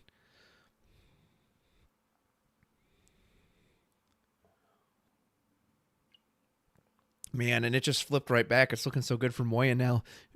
Do you think Decandio maybe shouldn't have quested last turn? Ooh, and another uninkable off the top. It's a dock. The docks are definitely coming the round.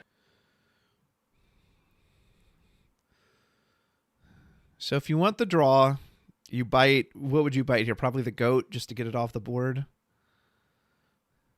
Or maybe one of the foxes. You can heal up the Pluto. The dock will be kind of a... I guess you could always play it without using the effect, but... He might hit the Calhoun instead of the fox, just... Get rid of the lore. Well, no, it's... Well, both, but... Yeah, it had to be Calhoun, because also he can heal it for full, and so then... And then it'll be 5/5 again. Yeah, good point. Exactly. Good point. He does take out the Calhoun. Here's Rapunzel. What do we get? A Dwarven Mind, a Lilo, and a Cinderella. Cinderella card that's... We would have loved to have seen turns ago. We could put the Lilo out, could put Cinderella too, though we don't have any songs currently. We've almost seen no songs this game. Yeah, he really hasn't. He had those few Storm Rage on early, but he was forced to like just or was that last game? I don't even remember now. Mm-hmm. Yeah, this has been like a surprisingly low amount of songs.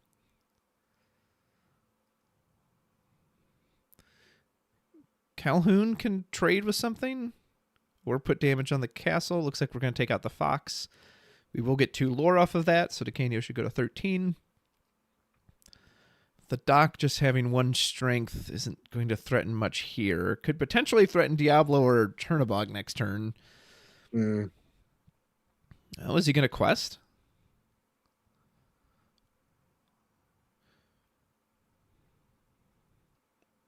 He doesn't have enough to use the mine this turn and move. How much does the mine cost? Is it a 2 or a 3? 2. It's 2, okay.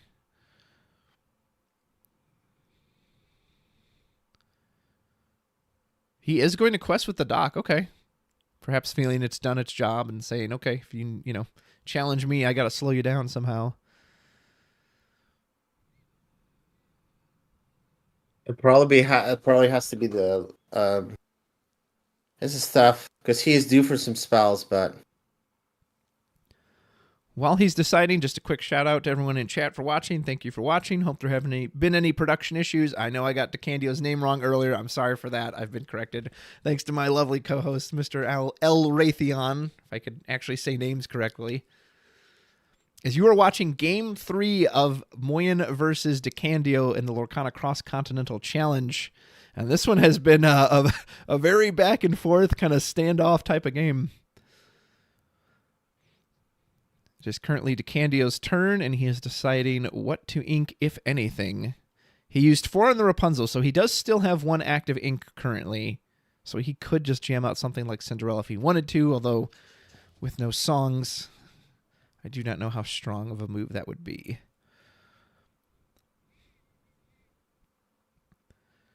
And Moyen's going to guaranteed at least go to 10 lore next turn with that Queen's Castle sitting there. Moyen has no hand right now, right? Or is he covering it up? Yeah, he has no hand. So we are going to ink the Cinderella. Looks like the Lilo's going to come down. Maybe the mine. Won't have any leftover ink to move anyone to the mine. The mine would be like a lightning rod play, right? He's just trying to distract because it's a lot of like he's just trying to prevent like losing. So you're potentially just trying to bait them into attacking the mine and not your characters? Mm-hmm. Well, he can do both. But he's just trying to prevent questing, right? Because like it is definitely like a very heavy race at the moment. That genie is like it's the perfect top deck here. Like this is like outside of Gantu, this is probably the best card he could have drawn right now. So Moyen can play the genie first, see what he draws off of it. He'll only have 2 ink left to work with in that point, but still putting an evasive threat on the board. Let's see, Decandio is threatening to go to 1, 2, 3, 4, 5. So he could potentially ignore Decandio this turn. It would not put him on lethal. Because like you said, he doesn't have any way to gain lore instantly. We do put down the genie. We're going to draw a magic broom. He's got a really good sequence draws here. That genie is just like probably the most hurtful card that like ugh. So let's do math here. So like I mean he only has 4 questing, 4 Yeah. 14, 16. I mean I think he probably has to interact. You could take out the mine with both like Fox/Goat and the Chernobog. If you wanted to get rid of the Pluto, you're going to have to give up at least 1 character. You could give up the Chernobog and then the Fox could finish it off. Diablo, unfortunately, doesn't have any strength, so Diablo can't. It'd be great if Diablo had 1 strength. He'd be probably sending that into the Pluto. He's actually going to just quest with the... Or is he challenging? Okay, he does. He's So he challenges with the Chernobog. Puts 2 damage on the Pluto, which means Pluto is currently a 1/5 character now. So easy cleanup for the Fox or the Goat. And then the other one could finish off the dock as well, and both characters would still survive. Very favorable trades for Moyen. It means he would leave the location there, but again, he can't answer all of it anyway, and he does have his own location. The Fox will gobble up the dock. We can play the Broom, and we can still move something into the Queen's Castle. That Genie seems like a pretty good candidate for that. Got a quest with the Diablo. We're quite all right if that gets banished. And move what I would assume is the Genie into the castle. 2, 3, 4, 5, 6, 8. Yeah, Moyen threatening 8 lore next turn. And if he could somehow like quest and bounce or banish the Goat, that would also be lethal. Mm-hmm. So Decandio will have to answer this somehow. Or just hope he doesn't get it and try to race him.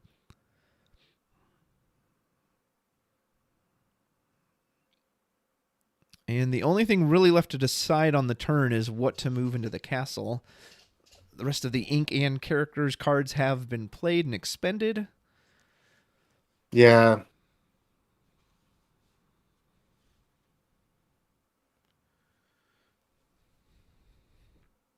Is there another character you would prefer to see go into the castle? Genie seems like the most obvious just with the health. Diablo. Interesting. Okay.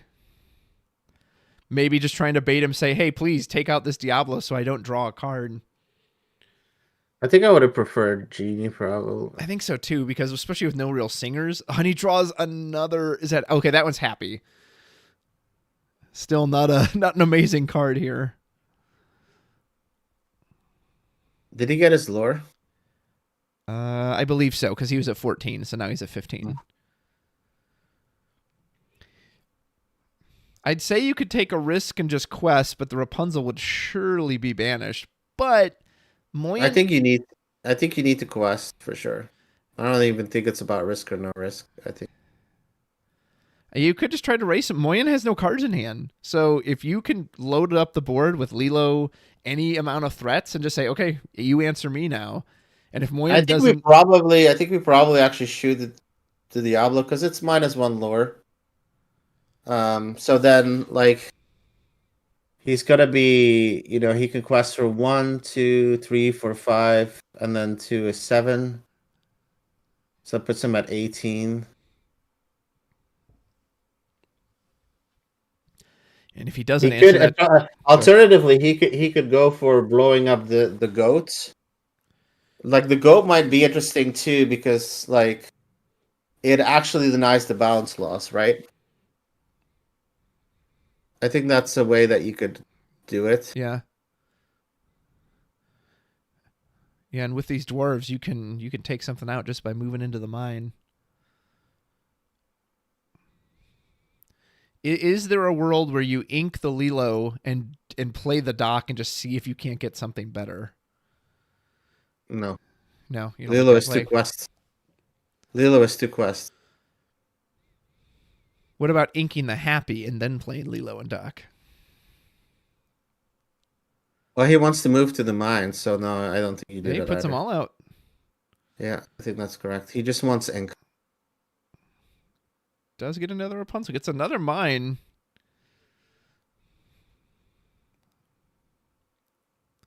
One, 2, 3, 4, 5, 6, 7, 8. Yeah, so Moyen's got 8 if his board isn't interacted with. So you could take a risk and just hope he doesn't draw into instant lore. That's very risky to do, but you could. 1, 2, 3, 4, 5, 7, 18.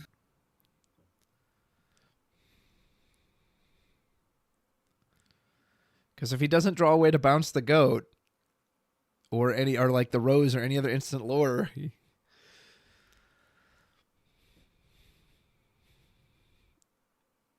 and Decandio would have lethal unless...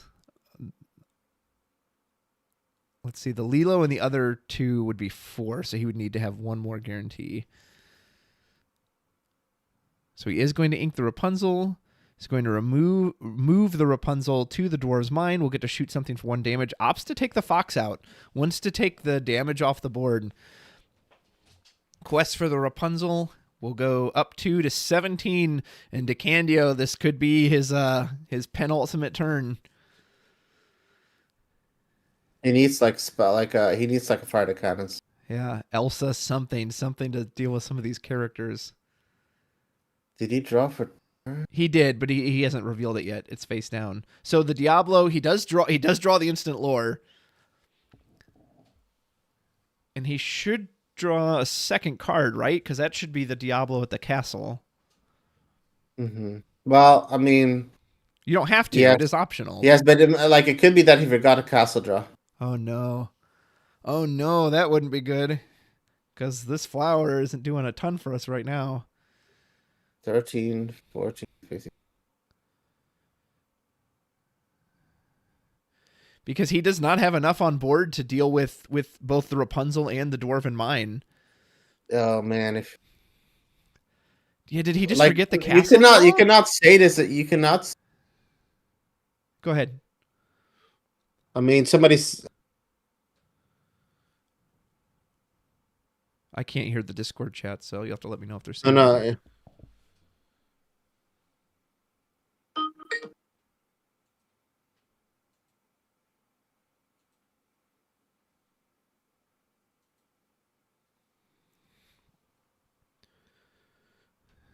God. He gets, Fire to cannons is good. He seems excited. That does get rid of the Lilo. We're going to quest out, go to 19 ourselves. Fire the cannons, our own goat. Merlin's gone. And Moyen is going to just snatch that from the jaws of defeat. God. I thought he was toast. I don't know what happened with the castle. My goodness. He forgot.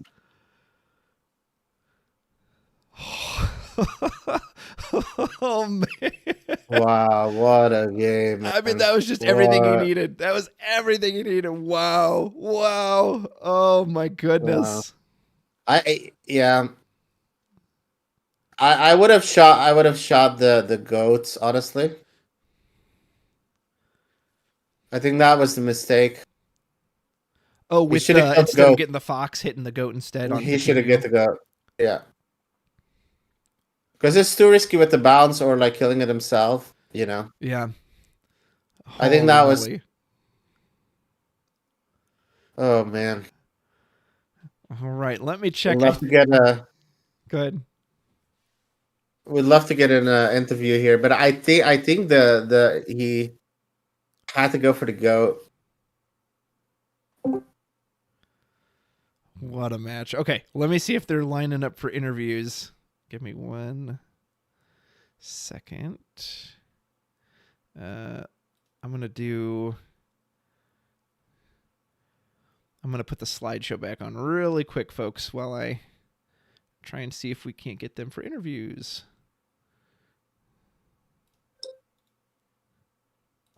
Yeah, it wasn't just Elsa. No. Sure. Yeah, I read it. It had to be two. It had to be a combination of things, and like I could give you 3 things. But like if the Diablo has a challenge, there's no way for you to win the game of the turn. I don't think. So that's I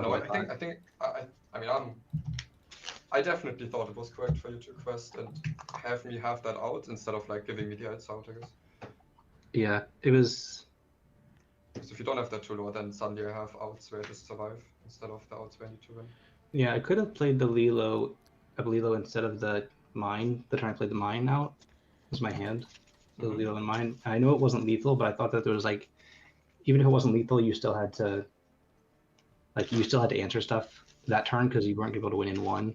I didn't think so. Like, I think playing the mine was correct that turn because I get 2 lore out of it versus Lilo, which could just get 0, and I could just do Lilo next turn. I think. Yeah, that thing. Like, I'm not entirely sure. I'd have to rewatch it, but like, Yeah. I thought maybe you can like quest more for the 1 turn earlier with the daisies. But I don't know the entire context of your hand, so it's hard to judge.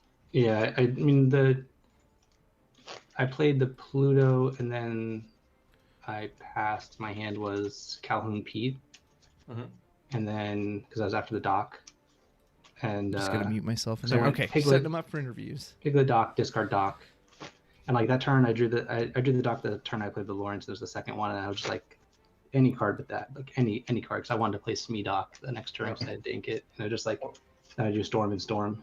I remember another thing where I wasn't happy about it. Like the turn before I go cast a double one drop, I had the only card in my hand is like the one before it, and it was kind of useless. But maybe you do a different play if you know I have a card in hand, and most of the time it doesn't matter. But I think the chance of you just going in with the daisies and me needing to like ink again and do stuff was kind of high. So I think I should. Yeah.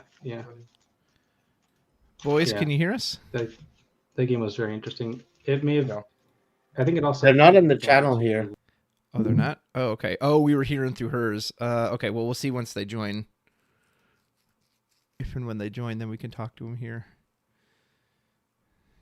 Yeah, we were hearing through the stream. Okay, well, they're going to wrap up there. Hopefully, we can get them in for a few interviews.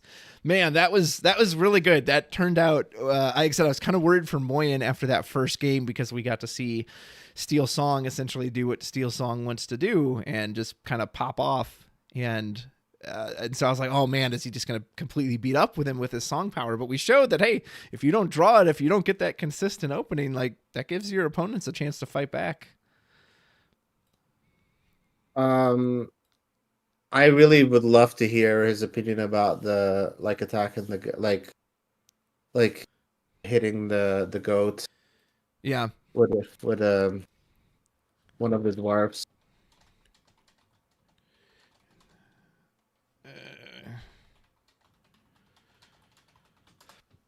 Sorry, folks, just trying to get set up for those. See if we can get those player interviews. Well, I don't know. Like maybe I'm like unaware of the rule. So like, can you move a wet character to a location? Yes, you can. Okay, yeah, okay. I was just making sure that I didn't like oversee anything. Yeah, you can't like exert like if you have like the Sugar Rush Yeah. Speedway, for example, you can't exert them, but you can move them there. Yeah, that's what I thought. Hey What guys. stream were you watching talking about the Speedway? No. Well, first of all, thank you guys for what I can probably describe as one of the most beautiful like series of Lorcana that I've seen in a very long time. Like that was just You didn't watch Lorcana Frankenstein for me. matches?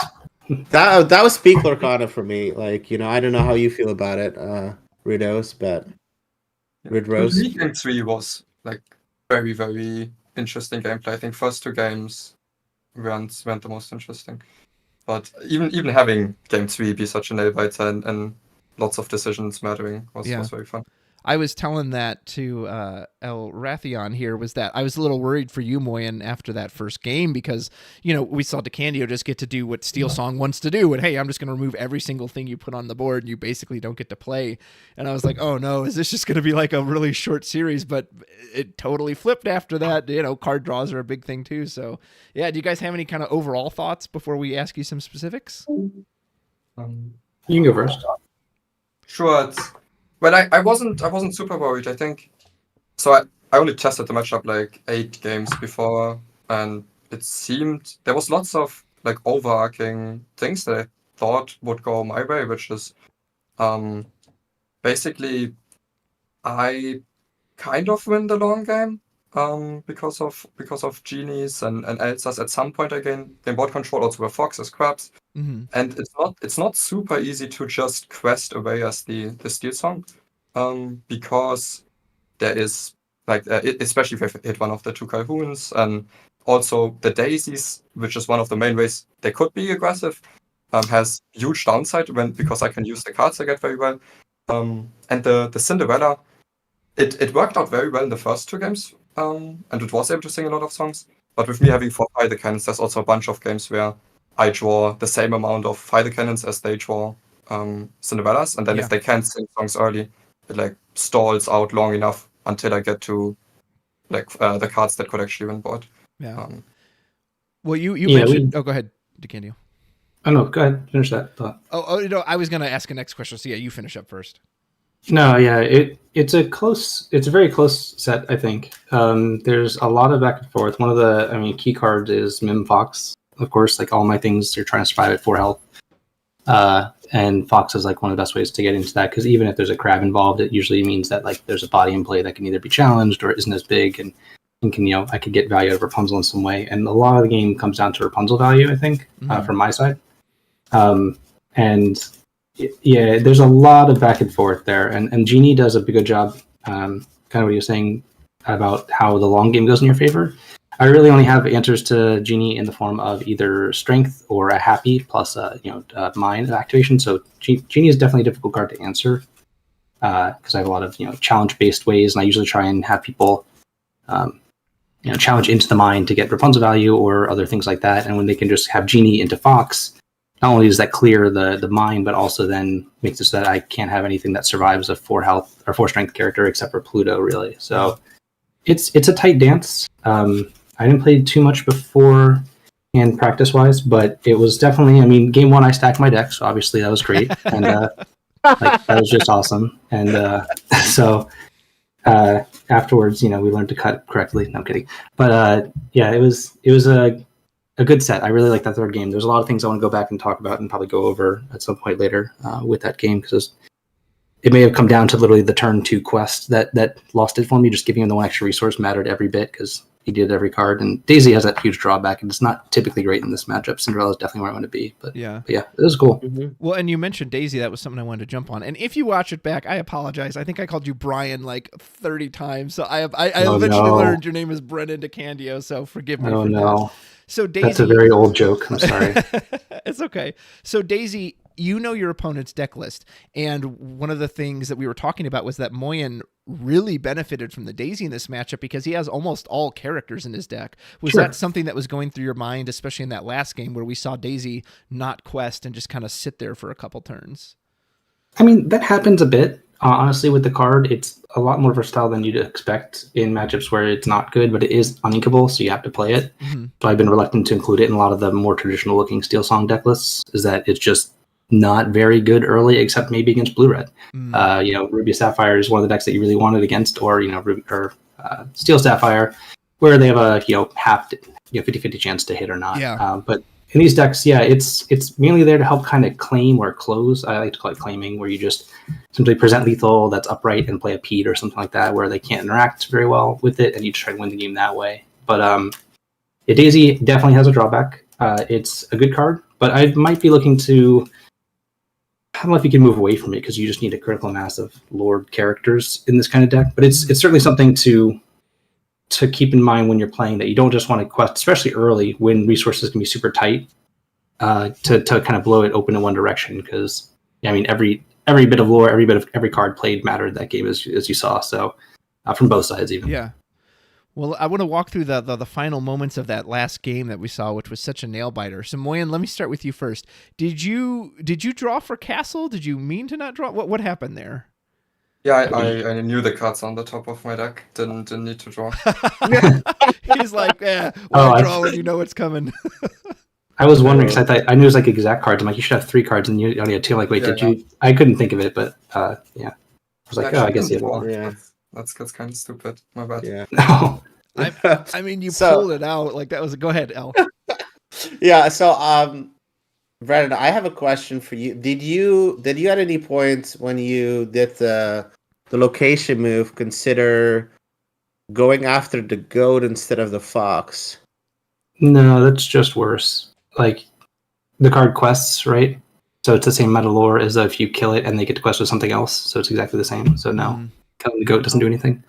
I mean, there's other downsides to it, right? So if you banish goat, then the white was off the top wins it for me. But if you don't banish goat, like a bounce wins it for me. Yeah, it's 6 ink though, so it has to be a snake or a snake plus ink. I guess if I do my castle draw, then I have. Yeah, because like you couldn't. Yeah, because if you have to draw with anything other than like you can draw Fox and like quest with the broom first, but if you have to challenge with Diablo to get a card to make that happen, then it doesn't work out. But I think I limit your outs more so by not interacting with the goat. Yes. I think that actually happened in a different match we watched. I forget who it was, but I think that was actually a misplay on one of the team sides where they interacted with the goat, but they could have interacted with the Charterbox followers instead. And if you just think about it in ways that like one of these is guaranteed to get a lore no matter what. Essentially, you're letting them quest the following turn by killing the goat this turn, versus the other card that can only quest one time. If you kill it, you don't get the extra lore out of it. So like, yeah, it's a weird way that goat works. Yeah, bounce happens, and like that's something. But he had to specifically draw it in a very confined amount of I need space. to draw like bounce ink, and I know I'm aware like you reduced my outs. I'm just saying that it opened up some other outs, but which were like less likely. Yeah.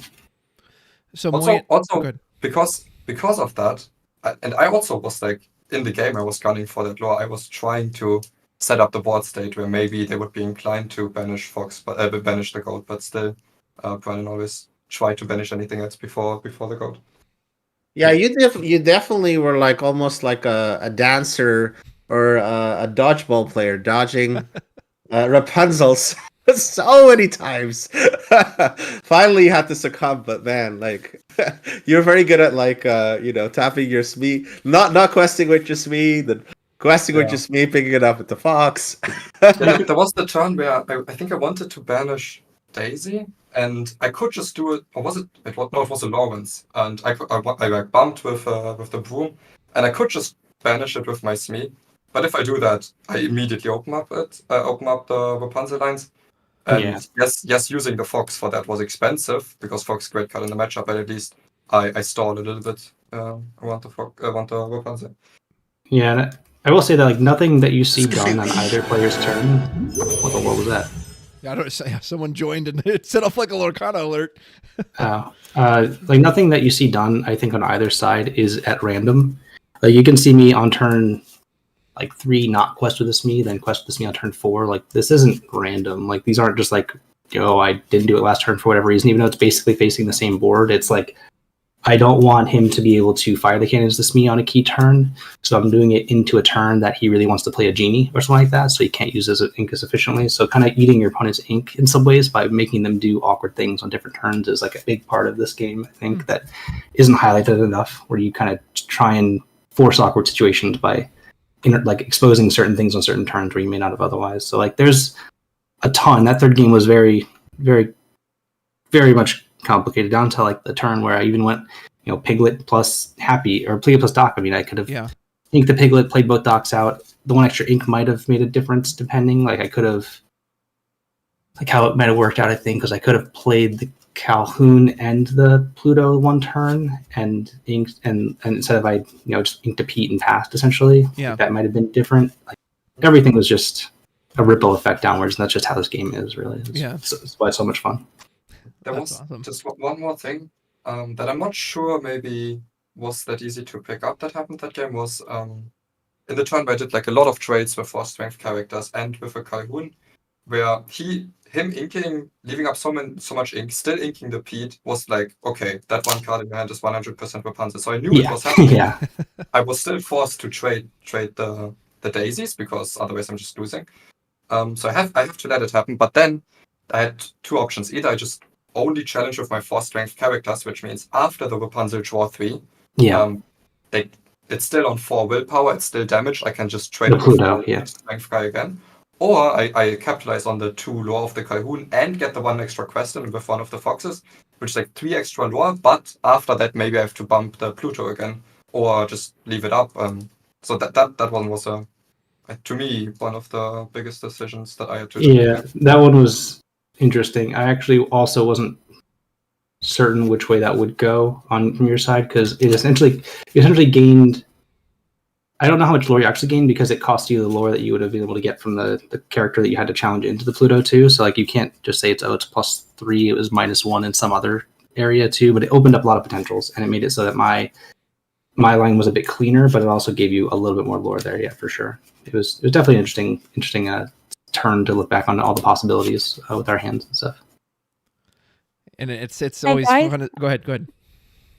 Actually, I'm from the French stream, and good job to all of you, both of you, and to all of you. And we just have a question also about, I think, the psychology of the game, and it's for Moyen. Actually, how do you manage to keep calm and like when you lost your first game and things didn't seem to be going so well the second one, and then you came with this incredible comeback. Like, do you have any advice, like, to other players how to be like this? Sure. I mean, first of all, I would thank you, but I would like to say I don't think I kept my calm. If I final turn of the game have some outs and I don't draw an extra card, I guess I didn't keep my calm.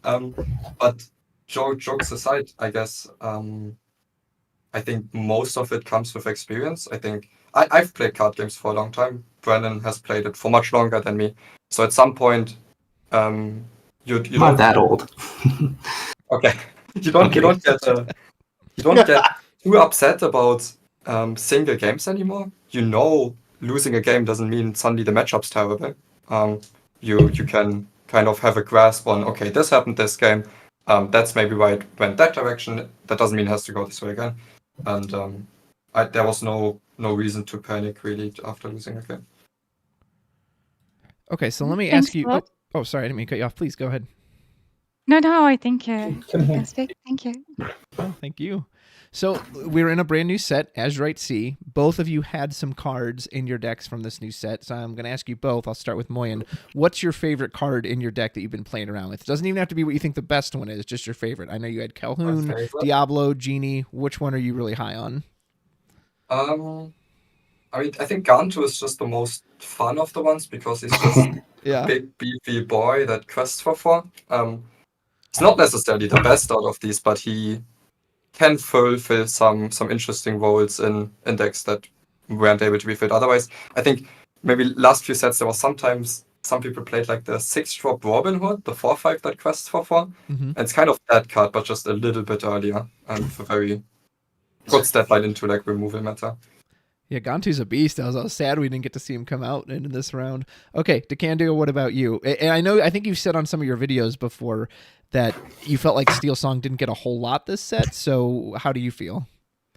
Yeah, I mean, of the deck I was played, I don't really consider it Steel Song. It's like Dwarven Mine kind of Hammer Steel, but like it's a different type of deck.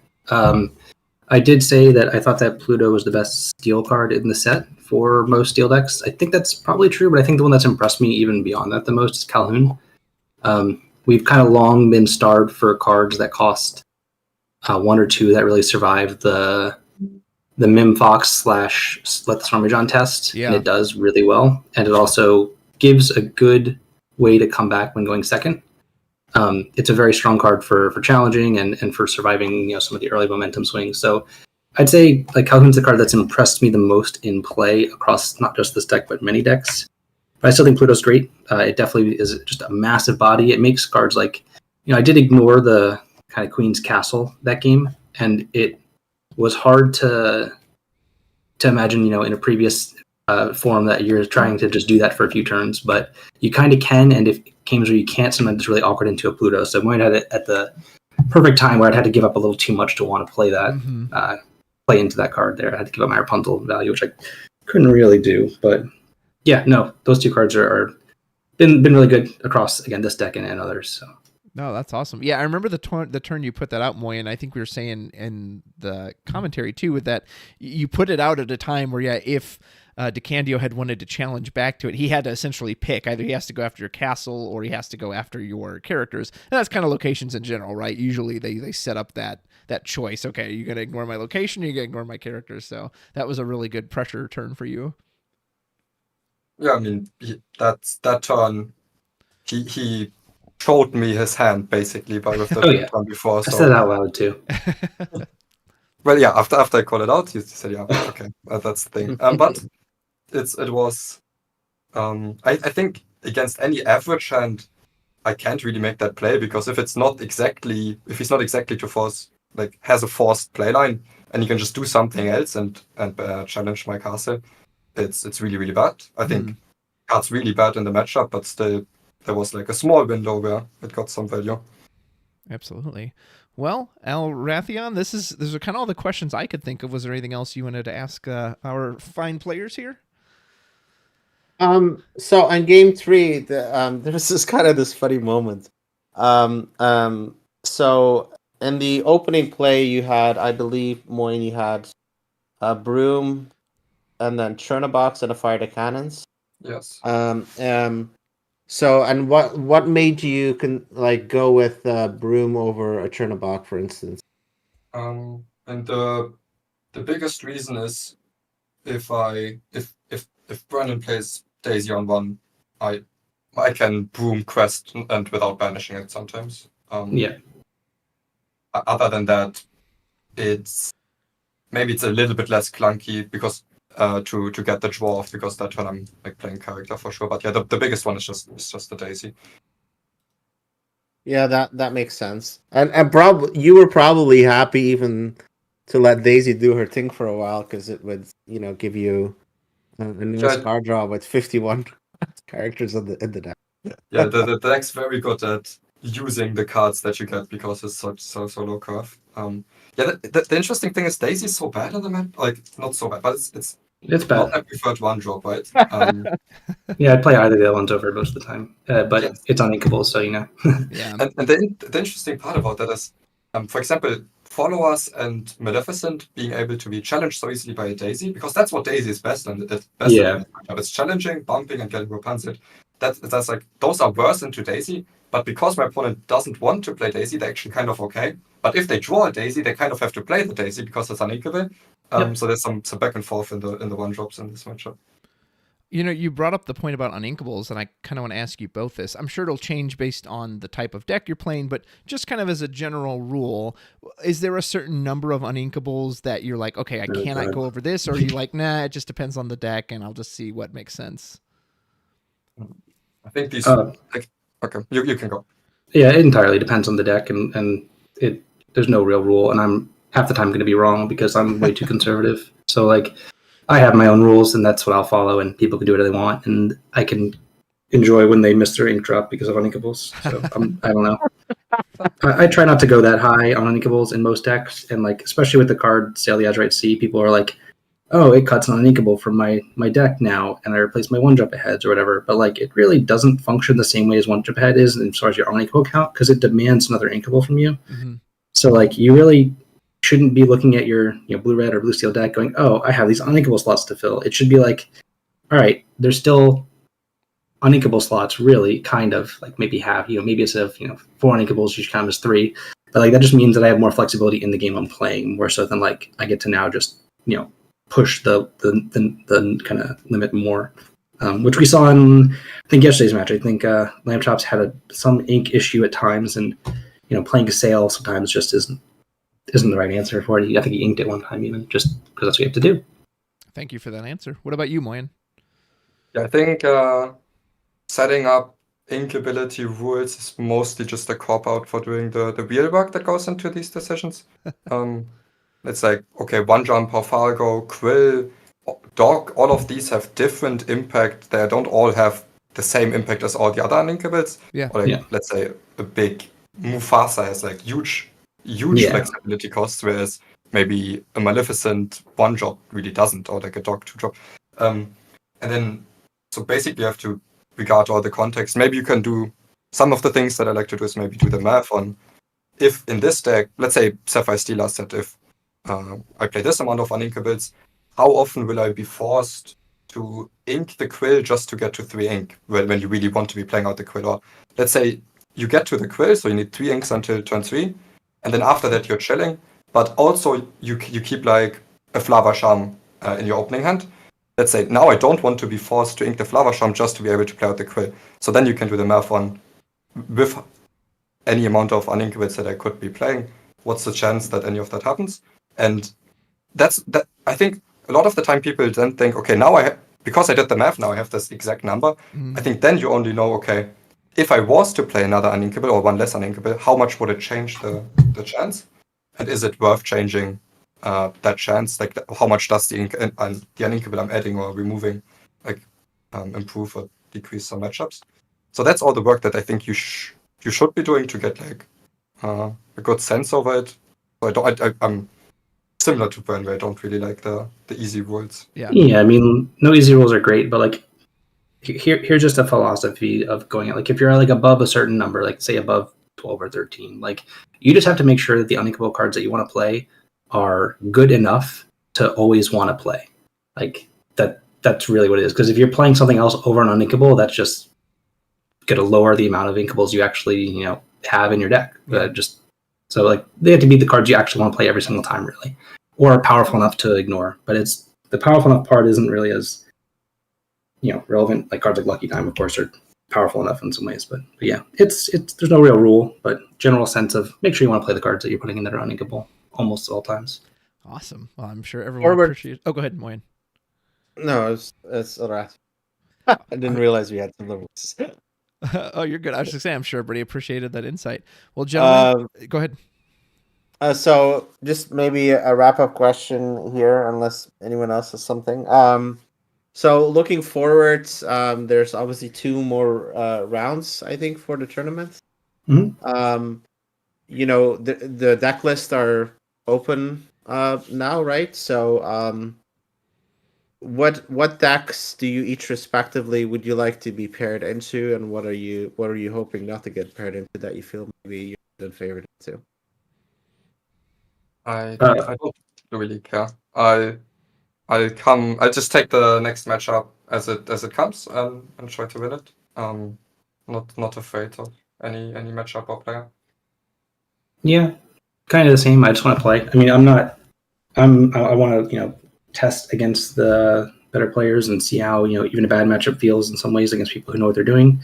So it's less about what I want to play against for the tournament's sake and more so about what I want to challenge myself with. So anyone and everything, let's go.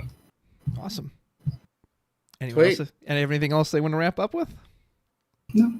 Then we'll give our final goodbyes. I want to give a big shout out to Pavel for, of course, hosting this event, as well as our judge, and of course to both players, Decandio as well as Moyen. And Moyen, special congratulations to you for winning, putting another one in the pocket of the EU team. And hey, we gotta really step up and come back at you guys.